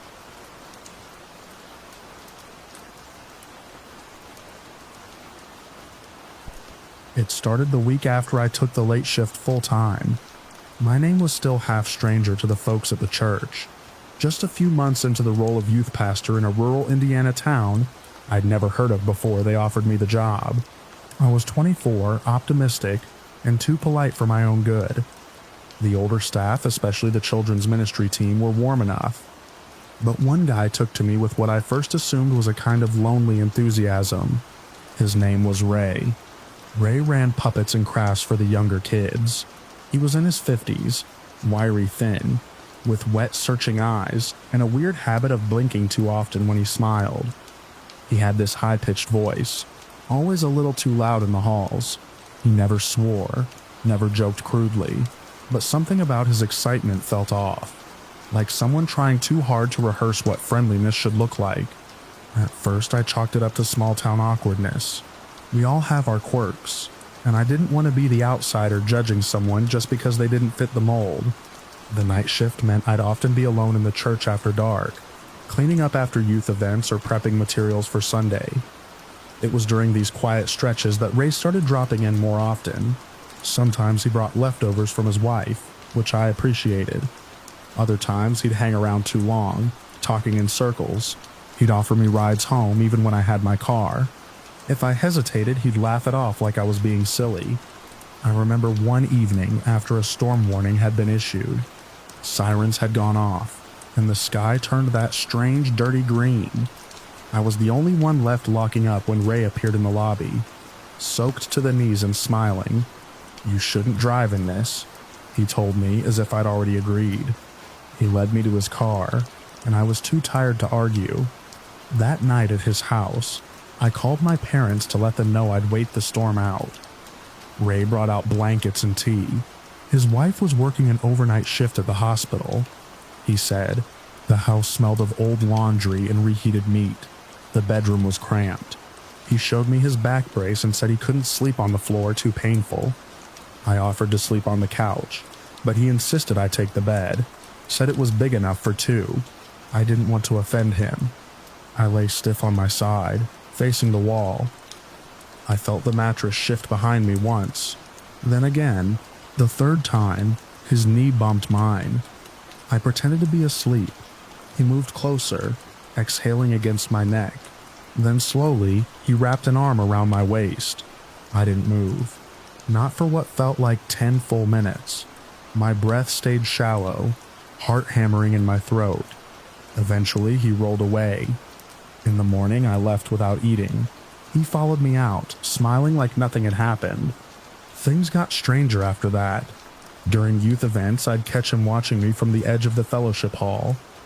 Not the kind of glance you give someone when you're listening, but fixed, glassy stares that didn't change no matter what was being said. I'd look away. When I looked back, sometimes he was closer. He started showing up when I closed up, offering rides again. One night, I agreed, mostly because I thought I could set boundaries during the drive. I snapped at him halfway through the ride. It was stupid. I shouldn't have yelled, but he was talking about how God must have meant for us to meet, and I couldn't take it anymore. His face changed instantly. His hands clamped the steering wheel tighter. He stopped the car, reversed into some side road I didn't recognize, and sat there breathing hard. "I thought you understood me," he said. I didn't respond. My window was fogging. I could see the silhouette of the trees shaking in the wind. No one around. I told him I needed to get home, that I was sorry for raising my voice. He didn't answer. Instead, he drove too fast, turning randomly. We passed the same mailbox twice. My hands gripped my seatbelt. After 20 minutes of circling, we reached my street. I opened the door before he stopped fully. He didn't say goodbye. I tried avoiding him after that. Told the senior pastor I'd be handling youth events solo. Started locking the church doors earlier. He still found ways to get close. One night, I was dozing on the couch in the youth room during a late-night planning session. I'd closed the building early. I thought I was alone. I woke up to the sound of humming. A lullaby. The kind you'd hear in a child's music box. Ray was standing in the doorway, just watching. My breath caught. Before I could speak, He was closer.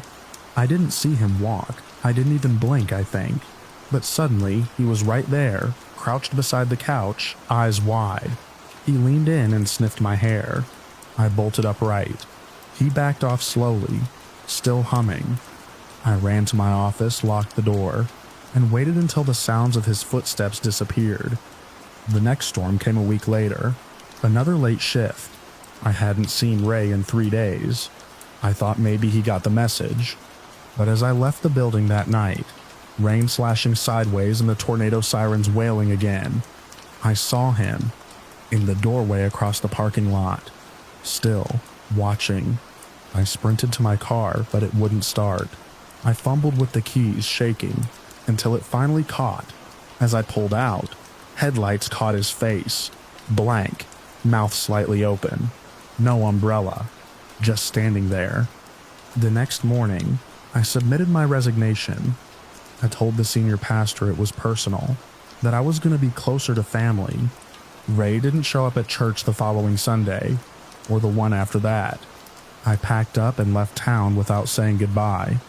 Sometimes in the middle of the night, when the wind hits just right and the power flickers, I remember the sound of that lullaby, the weight of an arm around my waist, that fixed stare across a church lobby. I don't know what he wanted, but I know I was never going to wait around to find out.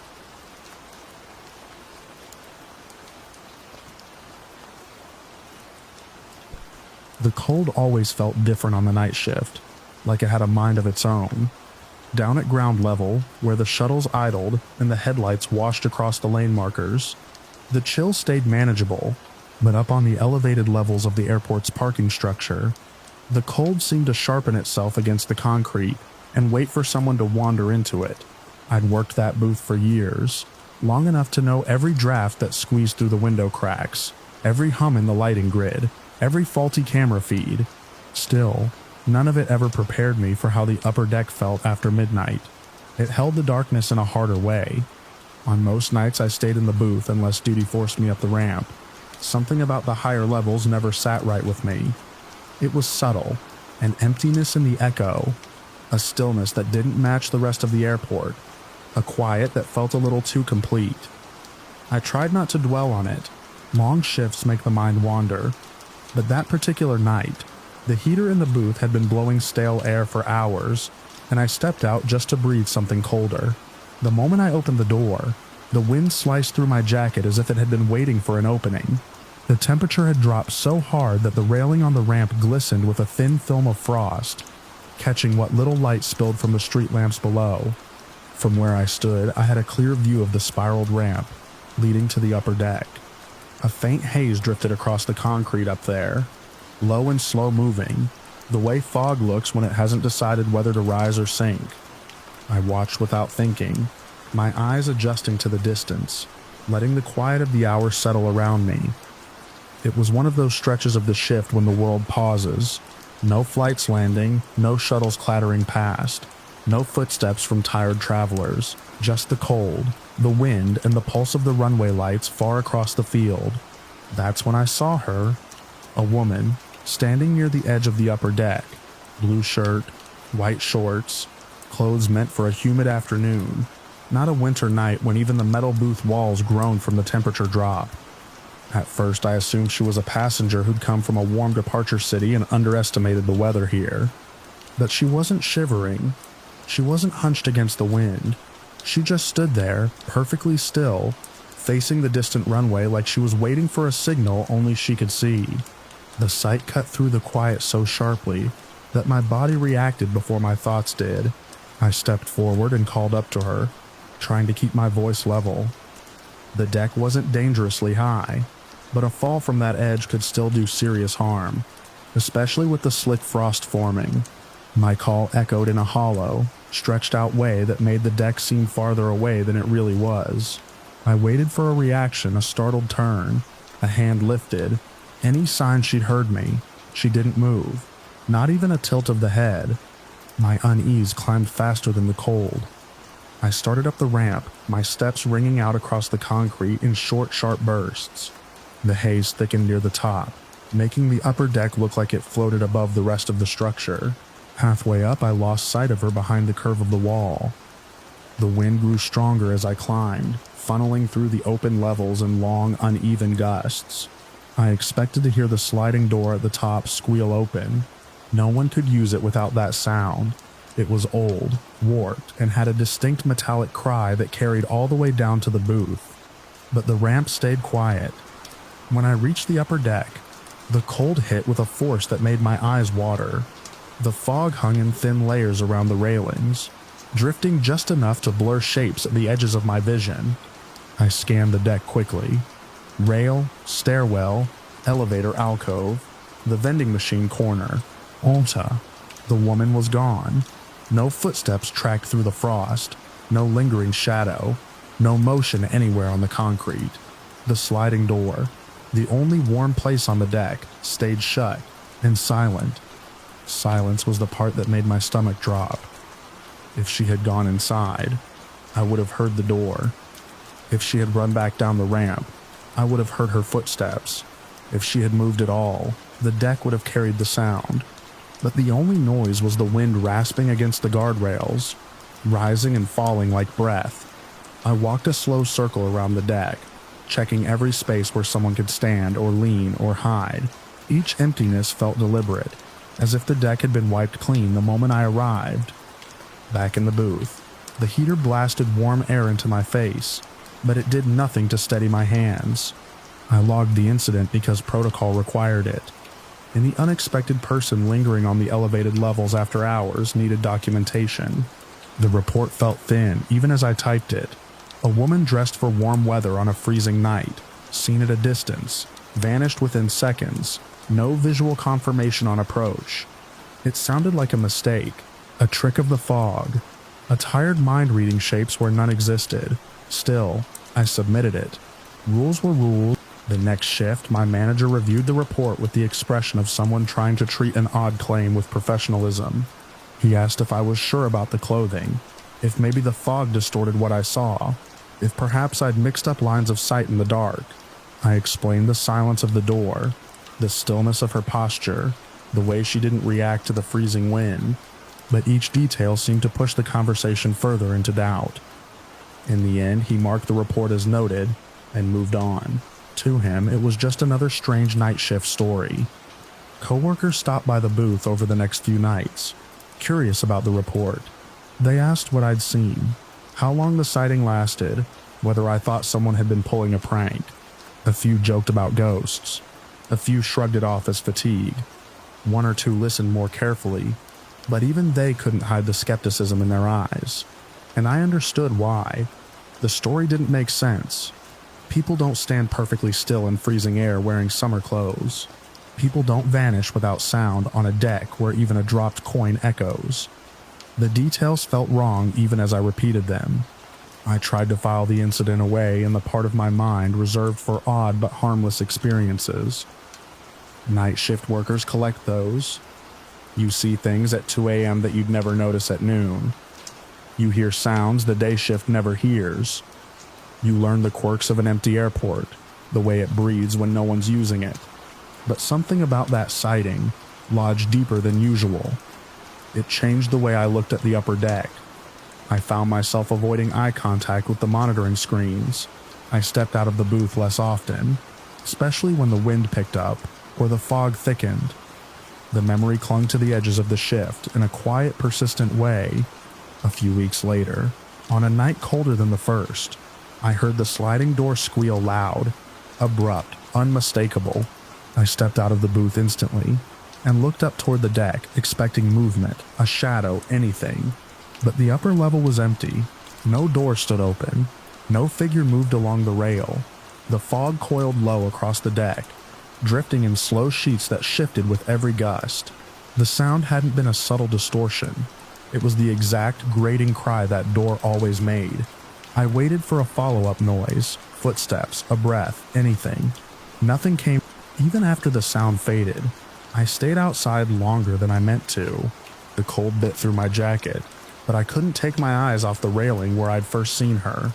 The deck looked like a stage set between layers of fog and shadow, and for a moment I felt the same tension I'd felt the night she appeared. as if the structure itself was holding still, waiting for something to happen. But the deck remained empty. Eventually I went back inside, though I kept glancing at the monitor until my break ended. Since then, the shift has carried that same quiet vigilance. I go through my routines, checking tickets, logging departures, watching the shuttle loop, but part of my attention stays fixed upward. It isn't fear exactly, more like awareness, a readiness I didn't have before. Nights when the cold drops early, when the wind scrapes through the rails at the right angle, when the fog pools unevenly across the ramp, I feel that same pull in my chest. The memory rises sharply, crisp and cold, like the moment right before a sound breaks. I've never seen the woman again. Most nights, the upper deck stays empty except for a few late travelers heading to their cars, bundled in coats, hurrying to escape the chill. The railing where she stood looks ordinary from below, just steel and frost. But every time I step out of the booth, I check it. Habit now. A small automatic motion I can't shake. Because whatever I saw that night didn't move like a person, didn't dress like someone who belonged in that kind of cold, didn't leave the deck the way any normal person would.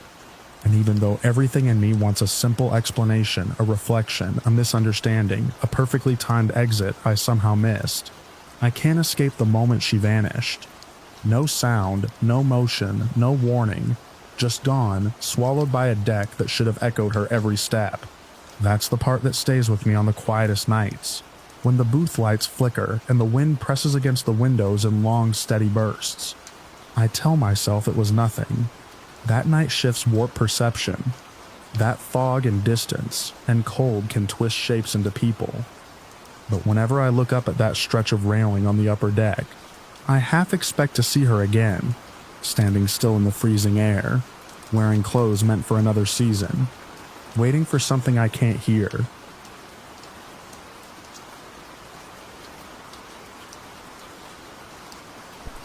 I used to work nights as a volunteer dispatcher in a quiet town that ran on slow emergencies and stale coffee, the kind of place where calls were rare enough that we learned every regular by voice alone.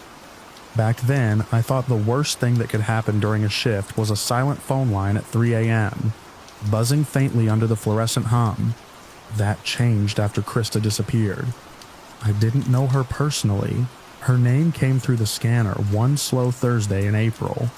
Possible missing person, abandoned vehicle. It was a white sedan left running near the edge of county woods. Driver's side door open. She'd vanished without a phone, without her purse. They brought up her ex, Beau, almost immediately. Something about a fight, a neighbor hearing shouting, but no arrests, just whispers. I didn't think much of it at the time.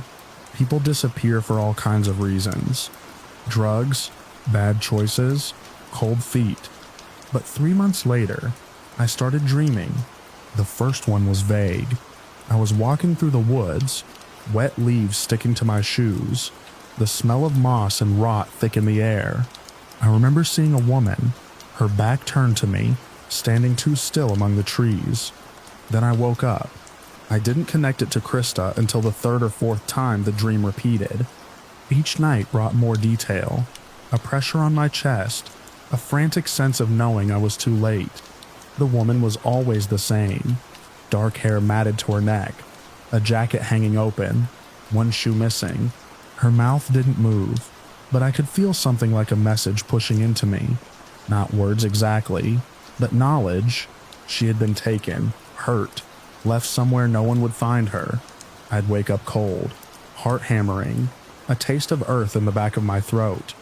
The dreams started to invade my waking hours. I'd be logging equipment inventory and suddenly smell the loam of the forest. One night, after a double shift, I dropped my keys walking to the car. When I bent to pick them up, I saw muddy handprints on the passenger side window.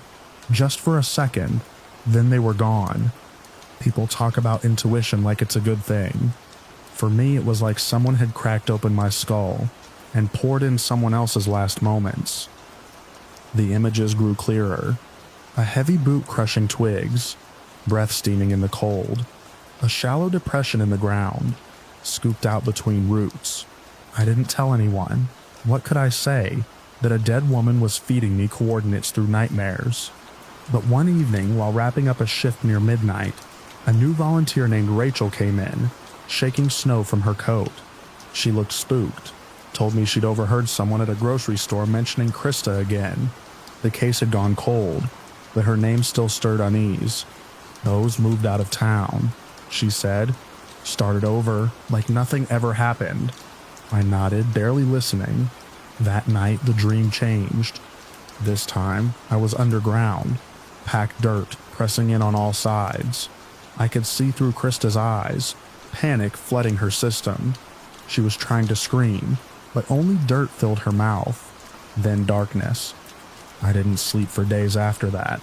Not just because of the dreams, but because I was starting to believe they weren't dreams at all. I pulled every scrap of the case I could find. Krista had filed a police report on Beau, 3 weeks before vanishing. Emotional abuse, intimidation. Nothing physical, no charges. I read the report 3 times and closed the file. My hands were shaking. I started driving out near the woods on my days off, parking just past the tree line where her car had been found. I didn't tell anyone. I'd sit there for hours waiting for some sign. Sometimes I'd feel that cold, silent presence again. Not malevolent, just insistent, like someone knocking from the inside of a coffin. The dream shifted again. She was guiding me now, showing me the shape of the trail, the angle of the sun through the trees. I brought a notebook, started sketching what I saw. Circles, paths, a rusted gate half buried under ivy, a stone with a crack running through it. By the end of that winter, I could walk parts of it blindfolded. One night, maybe around 2 a.m., I was logging calls when the console flickered. Just a quick pulse, like a surge. Then static. I leaned in, and through the hiss came one word, barely audible. Here? I stared at the console for a long time before turning it off. It never did that again. The next week, I took a shovel out into the woods. I don't remember how I picked the exact spot. It wasn't marked. It didn't stand out. But the ground felt wrong. Loose, swollen. I dug until I hit fabric. I stopped. Called it in anonymously. Walked back to my car without looking back. The body was Krista's. The investigation reopened. Bull was brought in for questioning again, but without hard evidence. No fingerprints. No murder weapon. They let him go. He's still out there somewhere. Starting over. I don't dream about her anymore. Not in the same way, but sometimes late during a shift I feel her nearby. Watching, not angry, just like she knows I saw her. Really saw her when no one else would, or could. And now, when someone goes missing, I don't ask if they'll be found. I ask when the dreams will start again.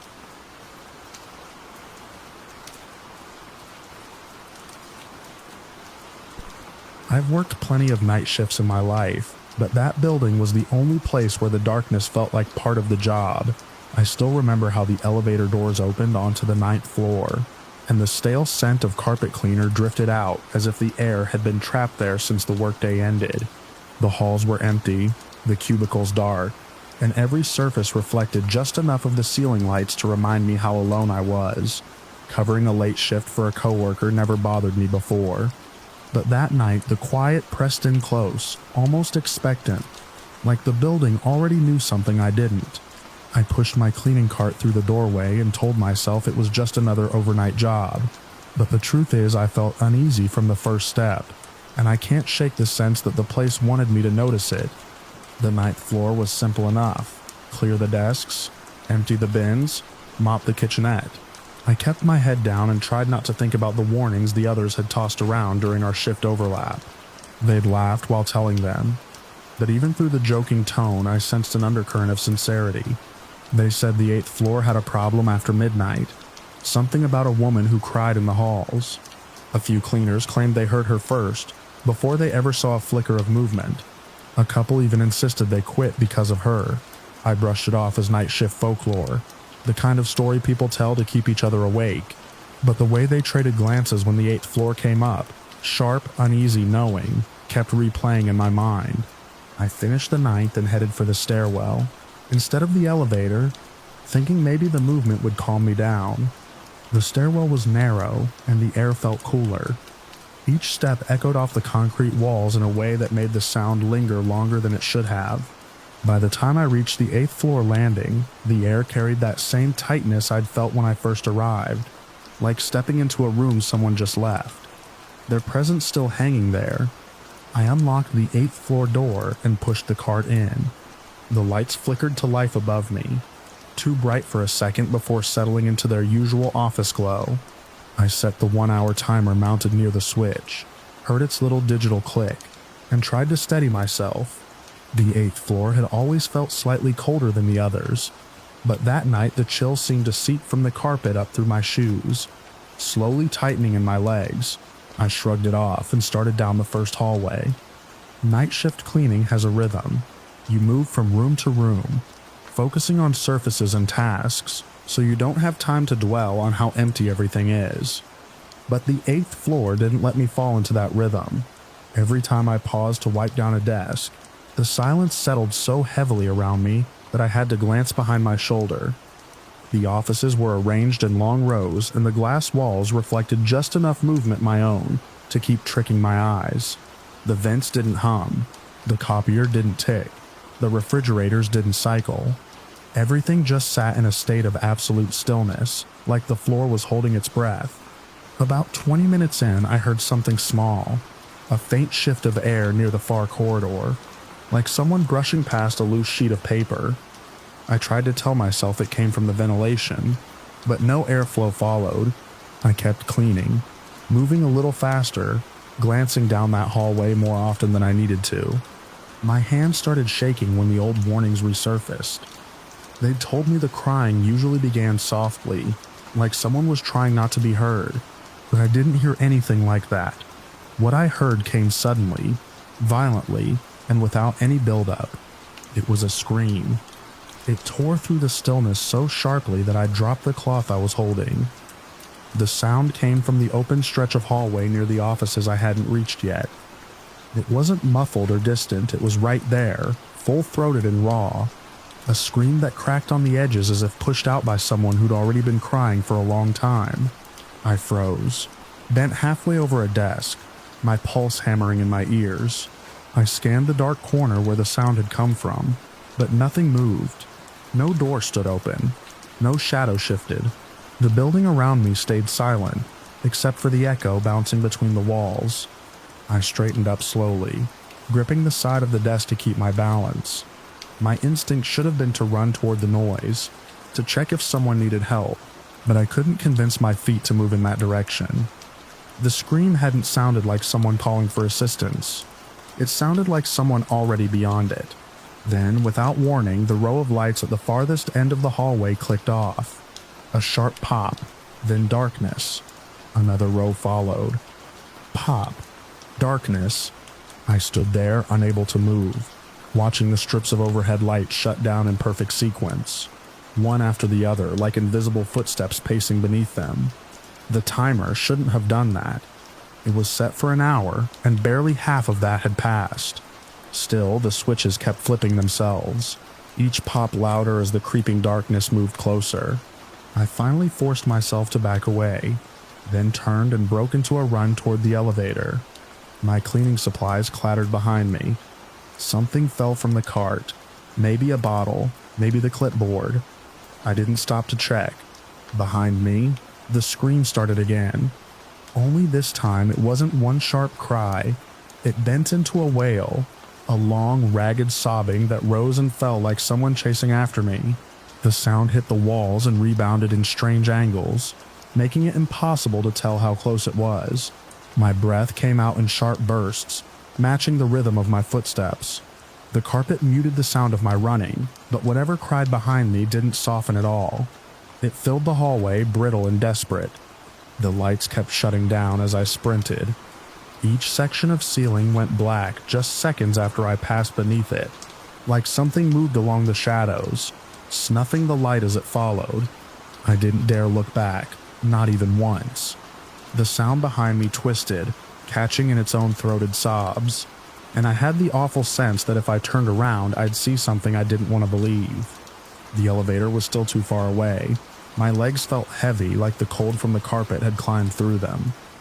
By the time I reached the call button, the last few lights at the far end began flickering, as if struggling to stay lit.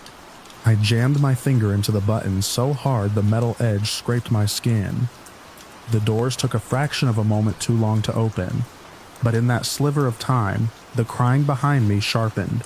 One final piercing wail that carried across the entire floor. The doors slid open, and I lunged inside. I hit the close button repeatedly until my fingertip went numb. The lights in the hallway dimmed with a soft electrical sigh just as the doors sealed shut. The crying cut off instantly as if someone had yanked the sound out of the air. I sank into the corner of the elevator, shaking. My clothes were damp with sweat, and my hands wouldn't unclench. As the elevator descended, every creak of the cables sounded suspicious. Every shift of the metal felt like something brushing against the walls.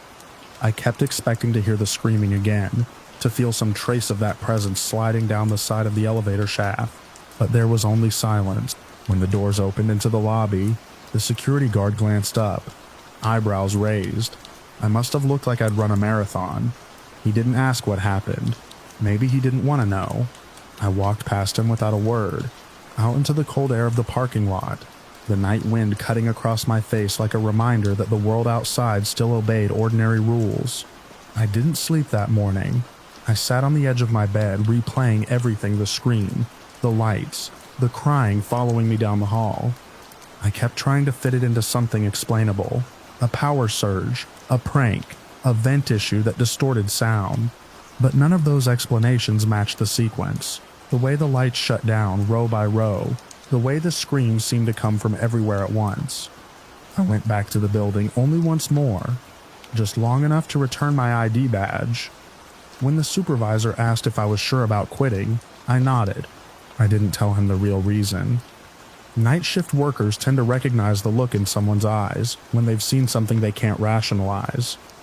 He didn't press me.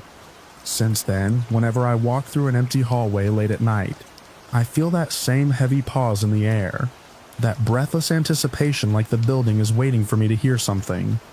Sometimes I even catch a faint echo in the space behind me. Nothing as sharp as what I heard that night, but enough to make me move faster, enough to remind me why I never went back. Some places were never meant to be quiet after midnight.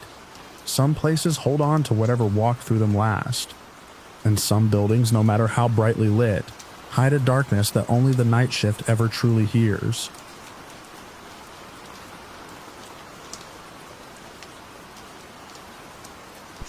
I never used to think much about night shifts. In a small town like ours, they were almost boring. Quiet lobbies, humming refrigerators, the occasional customer drifting through on their way to somewhere else. I'd worked plenty of them, enough to know the rhythms, the rush when people got off work, the sudden silence after, the way the fluorescent lights made everything feel frozen in place. I always thought the stillness was the worst part, but that was before the night I learned what can hide inside that stillness. Before I understood that sometimes the danger doesn't come from the darkness outside the windows. It comes from the person working right beside you. When my manager called, I was already home. I'd kicked off my shoes, microwave leftovers, and settled into that rare feeling of not having to go anywhere. The sun had set maybe 20 minutes earlier. I remember the sky still holding on to a streak of dusty red behind the houses across the street. The phone buzzed, and my first instinct was to ignore it. But when I saw my manager's name, I answered. She told me the night worker hadn't shown up. Not late missing. She asked if I could come in just for the closing shift.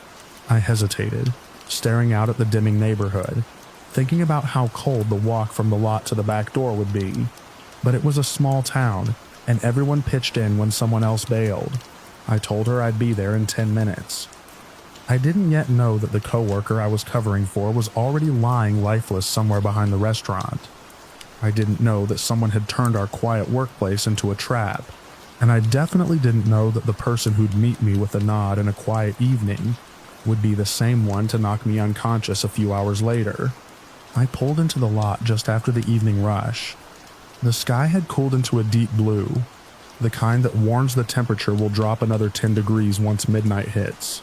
A faint mist hovered across the pavement, low and thin, barely noticeable unless you caught it in the corner of your eye.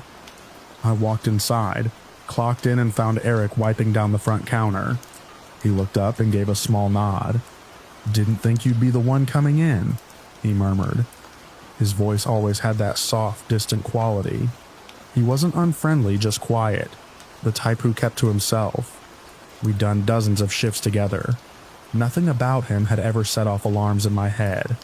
The rush hit the second I tied my apron. Customers swarmed in, far more than usual for that time of night. Drive-through orders piled up on the screen. Drink lids popped like gunshots each time I sealed them too quickly, and the grills hissed non-stop. My whole world condensed into the repetitive motions of cooking, bagging, handing off, apologizing for delays. Through it all, Eric drifted behind me, restocking, prepping, moving trays around. What I didn't notice, not yet, was how often he looked at the door, or how he'd linger for a moment in the hallway to the office, as if listening for something, or how he barely touched the drink he carried for much of the shift, the one he handed to me when I was too slammed to go grab my own. Once the last customer left, and the bell above the door went quiet, I felt that familiar exhale of relief. The hardest part was done. Closing up was routine. Empty the trash, wipe the counters, lock the doors, count the registers. Eric volunteered to double-check the freezer inventory, something he never did unless asked. I thanked him over my shoulder and kept sweeping.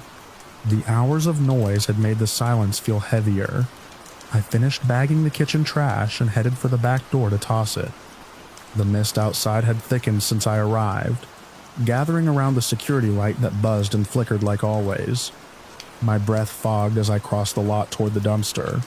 I remember thinking I should get my jacket from my car before heading home. It was colder than I expected. I tossed the bags in, slammed the lid, and turned back toward the building. That was when everything snapped. A sudden blow slammed into the back of my head.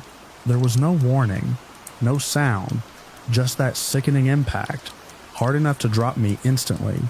My vision burst into white, then collapsed into spinning shadows. I felt the pavement scrape my palms as I tried to catch myself, but I couldn't tell which way was up. A metallic taste flooded my mouth.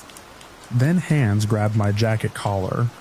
I looked up, blinking through the haze, and the security light flickered right then. One of those moments where time seems to slow just enough for you to see clearly.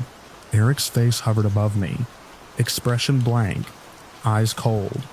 I tried to say his name, but it came out as nothing more than a strained breath. He didn't answer, he just pulled harder. I slid helplessly across the tile when he dragged me inside. The world dipped and swayed around me, each movement making my stomach twist.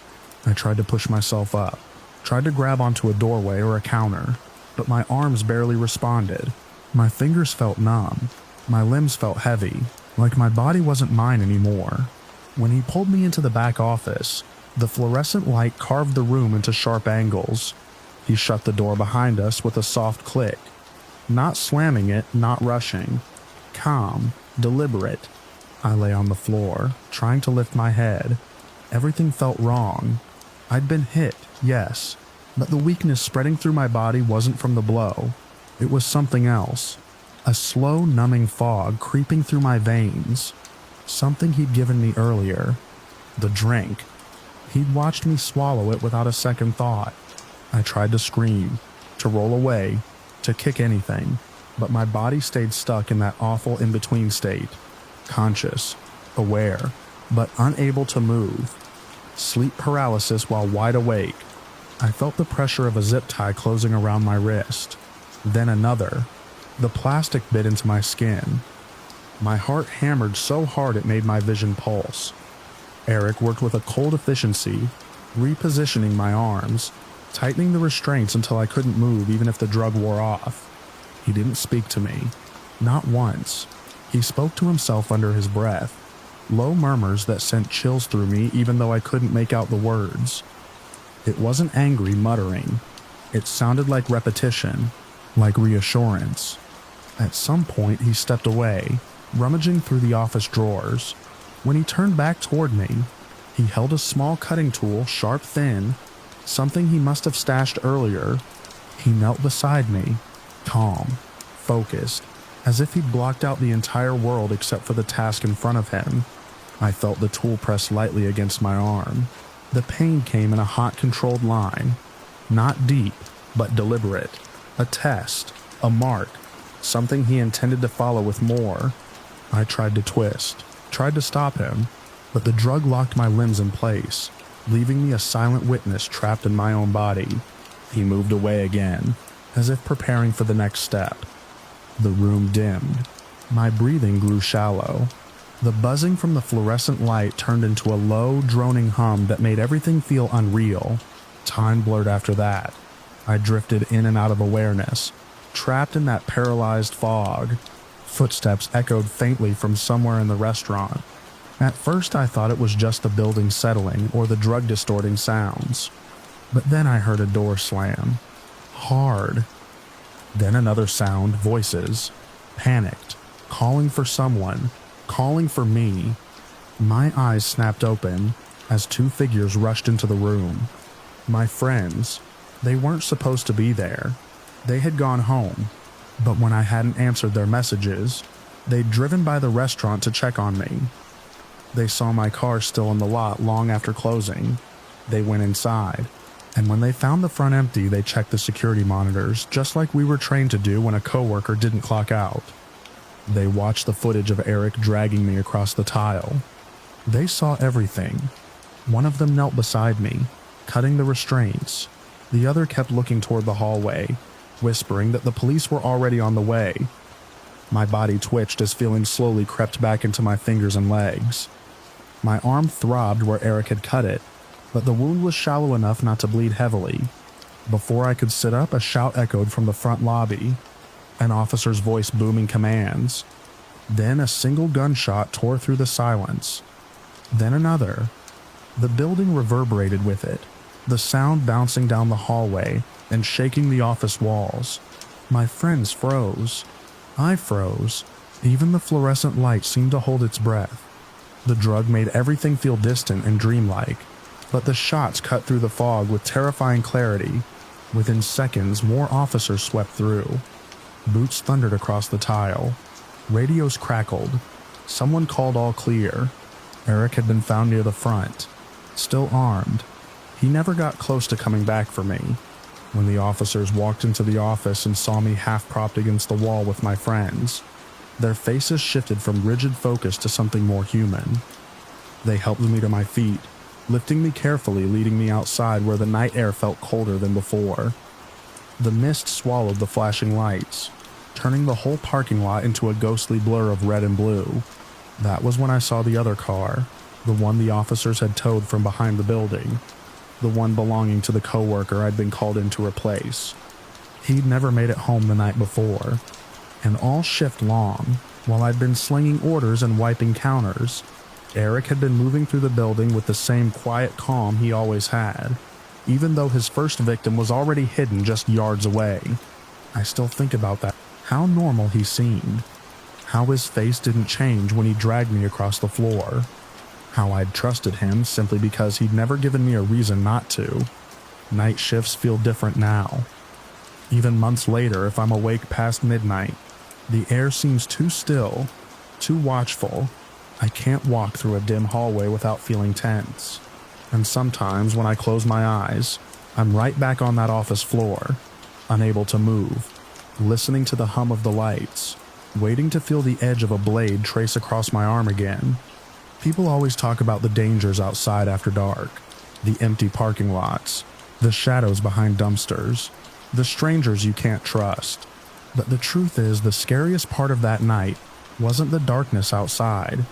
It was realizing the real danger had been standing next to me for hours, smiling politely, helping me close up, waiting for the exact moment I'd be alone and unable to fight back. That's what keeps me up most nights. The knowledge that horror doesn't always come from the unknown. Sometimes it comes from someone who knows your schedule, your habits, your routines. Someone you've joked with on slow nights. Someone who hands you a drink without you thinking twice. Someone who waits for the perfect moment to reveal who they really are under the fluorescent lights of a quiet night shift.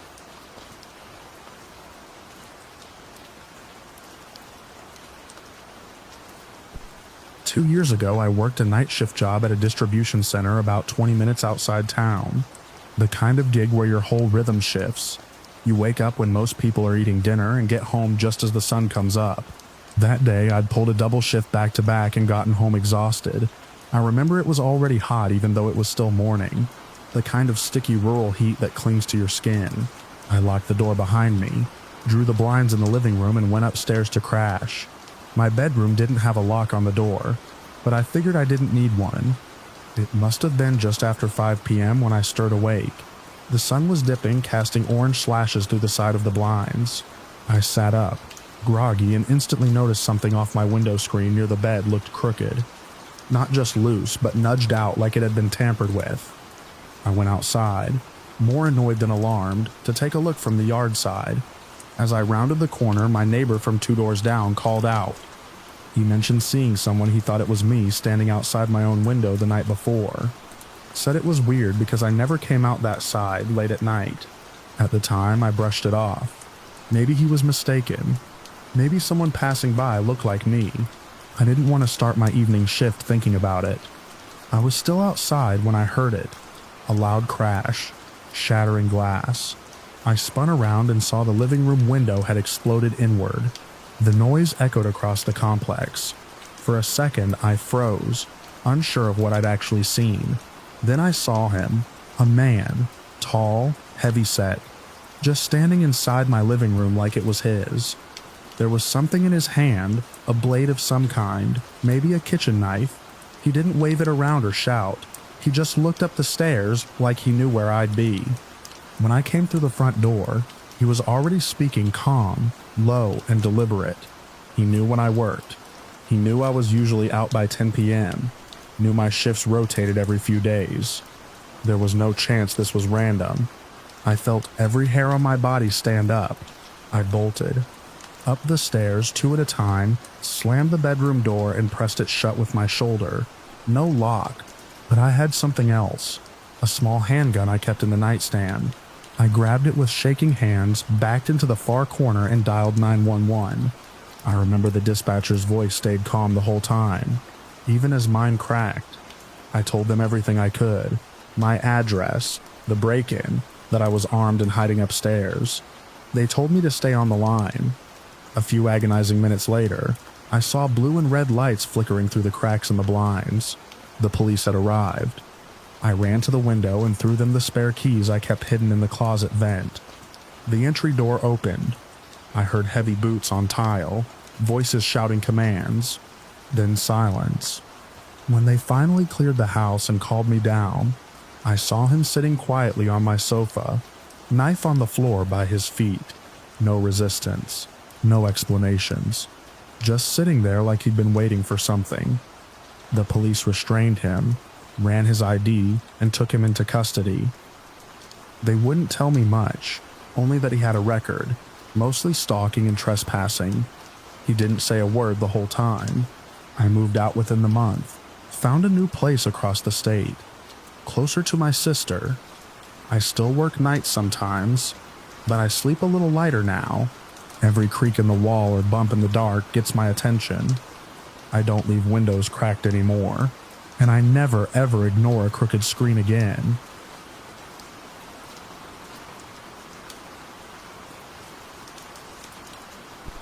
I never planned on working overnights at a big retail store, but the hours suited the rest of my life, and the quiet helped me think. Most nights the place felt like a sealed world of humming lights, waxed floors, and aisles that went still after closing. I got used to hearing my own footsteps echo off the metal shelving, the way the building settled in the early morning hours, and how the air always felt a little cooler around the back room. I told myself it was just the HVAC kicking on. I told myself a lot of things back then, before the night those stories finally caught up to me, one after another, until I realized how thin the distance was between routine work and real danger. My shift always started the same way. Clock in, grab the radio, grab the keys, walk the floor. There was a comfort in the repetition. I could tell if something was off based on smell alone. A spill in produce, a blocked drain near the wash bay, a chemical cart left cracked open by the day crew. Some nights I felt like the only person inside a giant aquarium, moving through glass corridors while the outside world slept. I remember the first incident as sharply as I remember the color of the wax we used. Cream, with a chemical tang that stuck to your clothes. I was out in the parking lot gathering carts. The cold had rolled in early that night, and my breath came out in long threads that drifted away under the orange parking lot lights. The store had closed hours earlier, so most of the lot was empty except for a handful of employee cars and a loose cart that kept catching the wind. I bent to latch a chain when headlights swung across the asphalt and flooded the row. The vehicle pulled up too close enough that the engine vibrations traveled through the cart handle into my palms. I straightened, shielding my eyes. I didn't recognize the car or the driver. He leaned toward the open window and jerked his head, motioning me over like he wanted directions or something simple. I stayed where I was. For a long second, nothing moved except the exhaust drifting from the tailpipe. Then he lifted a hand and made the same beckoning gesture, more forcefully this time. I shook my head. I didn't yell. I didn't wave him off dramatically. I just stood my ground. His expression tightened, and his arm disappeared inside the car. When it came up again, there was a gun in his hand, matte black, small, but unmistakable even under the bad lighting. He raised it toward me. My brain lagged a beat behind what my eyes already knew. That thin line of instinct, run, duck, hide, never fired. I stayed frozen, hands still on the cart. At that exact moment, another set of headlights cut across the lot. My coworker's truck turned in, engine rumbling, tires rolling slow as he looked for a place to park. The man in the car snapped his attention toward it. Without a word, he dropped the gun below the window line and sped off, taillights blurring into the dark. I didn't say anything to my coworker beyond something about a weird guy in a car. I didn't mention the gun. I couldn't make the sentence form. We went back inside. I finished my shift. I tried to convince myself that maybe I'd misunderstood what I saw, but the shape of that gun stayed etched behind my eyes, sharp as the shine on the cart rails. The second incident hit harder because of when it happened. New Year's night, the kind where the town went unnaturally quiet after midnight celebrations burned themselves out. The store felt abandoned, more than usual. My tasks took me into the back room, where pallets of stock rested under industrial lighting that flickered whenever the wind hit the side of the building. The place smelled of cardboard, cold concrete, and whatever cleaning solution had been used on the drains. The first hint that something was wrong was the radio chatter. Short bursts about a police pursuit near the main road. Nothing new for holiday nights. I kept mopping near the receiving doors, humming a little under my breath just to keep the silence from swallowing me. That was when I heard it. A sharp, metallic crack that echoed off the backroom walls. I didn't recognize it at first. It didn't sound like anything belonging inside a store. Then the second shot rang out. This one was unmistakable. A gun fired close enough that dust shook loose from the rafters and floated down through the light.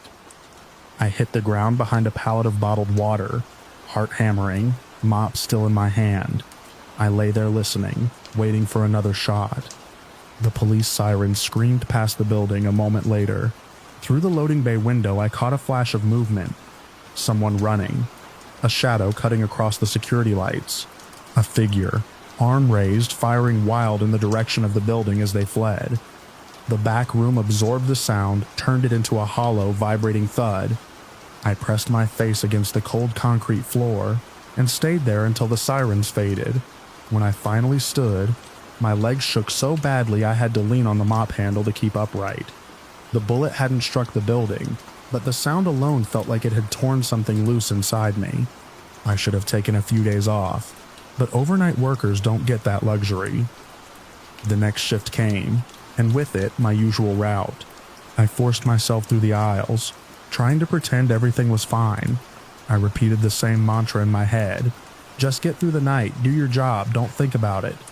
The third incident didn't feel like the others, not at first. It started with something so ordinary I barely noticed it. I was cleaning the washroom on a quiet holiday night. long past the hour when customers ever came in. The air smelled of bleach and metal fixtures warmed by the vents. I wiped the mirrors in slow circles, watching my own reflection blur and sharpen with every pass. Then the lights went out. Not a flicker, not a brownout. They snapped off in a single instant, plunging the room into a darkness so thick I felt it settle on my skin. I froze, one hand still against the mirror. I waited for the emergency lights to kick on, but the silence stayed unbroken. The only glow came from the exit sign in the hall beyond the half-open door. Its red light spread in a thin spill across the floor, just enough that I could see the outline of the sinks and the shapes around them. I told myself to step out, but my feet locked up. Then I noticed the mirror. My reflection was still visible. Faint, but there. A dim silhouette against the darker room. But there was another shape behind me. Something taller and thinner than any person I'd ever seen. A shadow that shouldn't have been there, given the angle of the light. It leaned close as if looking over my shoulder. What froze me wasn't the shape but the grin. A wide yellow-toothed curve that stretched too far across a face I couldn't fully see. The edges of it trembled like it was breathing against the glass. I didn't turn. I couldn't. I stared at the mirror, waiting to see if the shadow would move. My chest felt tight, like the air around me had thickened. The grin never shifted, but the shape behind it seemed to pulse, expanding and contracting in the dark. The hallway lights snapped back on with a loud buzz. The fluorescence in the washroom flickered, steadied, and filled the room with sickly brightness.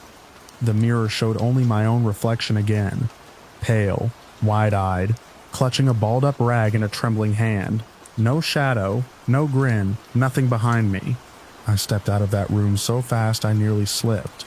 I finished the rest of my tasks in record time, never once letting my back face an open doorway. After that night, the shadows stopped, or maybe I stopped looking long enough for them to form. I kept my eyes on the ground, on the equipment, on anything that wasn't the dark corners of the store. But something in me stayed coiled tight. There were moments, even in brightly lit aisles, when I felt watched. Not by customers, not by coworkers, but by something that paid attention only when I was alone. Months later, when I'd finally switched to a daytime job, I learned something from a manager who'd worked there far longer than I had. He mentioned it casually, like it was just old store lore. There had been violent incidents at that location years before I ever clocked in. Accidents, fights, a robbery that ended badly. Places pick things up, he said, shrugging. Especially places that stay open all night. I didn't ask for details. I didn't need them. I'd already seen what the night kept to itself. I left that job with the sense that I'd stepped out of a space where the boundary between normal danger and something else, something older and less concerned with reason, had thinned more than once. Human violence made sense. People made bad choices. People panicked. People tried to control what they didn't understand. But whatever I'd seen in that mirror, whatever had hovered behind my shoulder with that impossible grin, didn't fit into anything I could rationalize. I still think about those nights when I'm alone in a quiet room, and the lights flicker for no good reason. I still picture the outline of that car in the parking lot, the barrel of the gun pointed at me, the way the man's face went flat and cold before he drove off. I still hear the echo of that shot fired from outside the loading bay, the way it rolled through the back room like a warning, and I still feel the weight of the silence in the washroom, the moment before the lights returned, when the only thing keeping me from turning around was the certainty that something would be waiting if I did. People laugh when I say overnight shifts change you. They think it's just the sleep schedule or the isolation. But the night has its own rules, its own witnesses, its own way of showing you what hides in the places everyone else forgets once the sun comes up. I tell myself those events didn't follow me home. I tell myself they stayed in that store, sealed behind automatic doors and concrete walls. Most nights, I believe it. Most nights,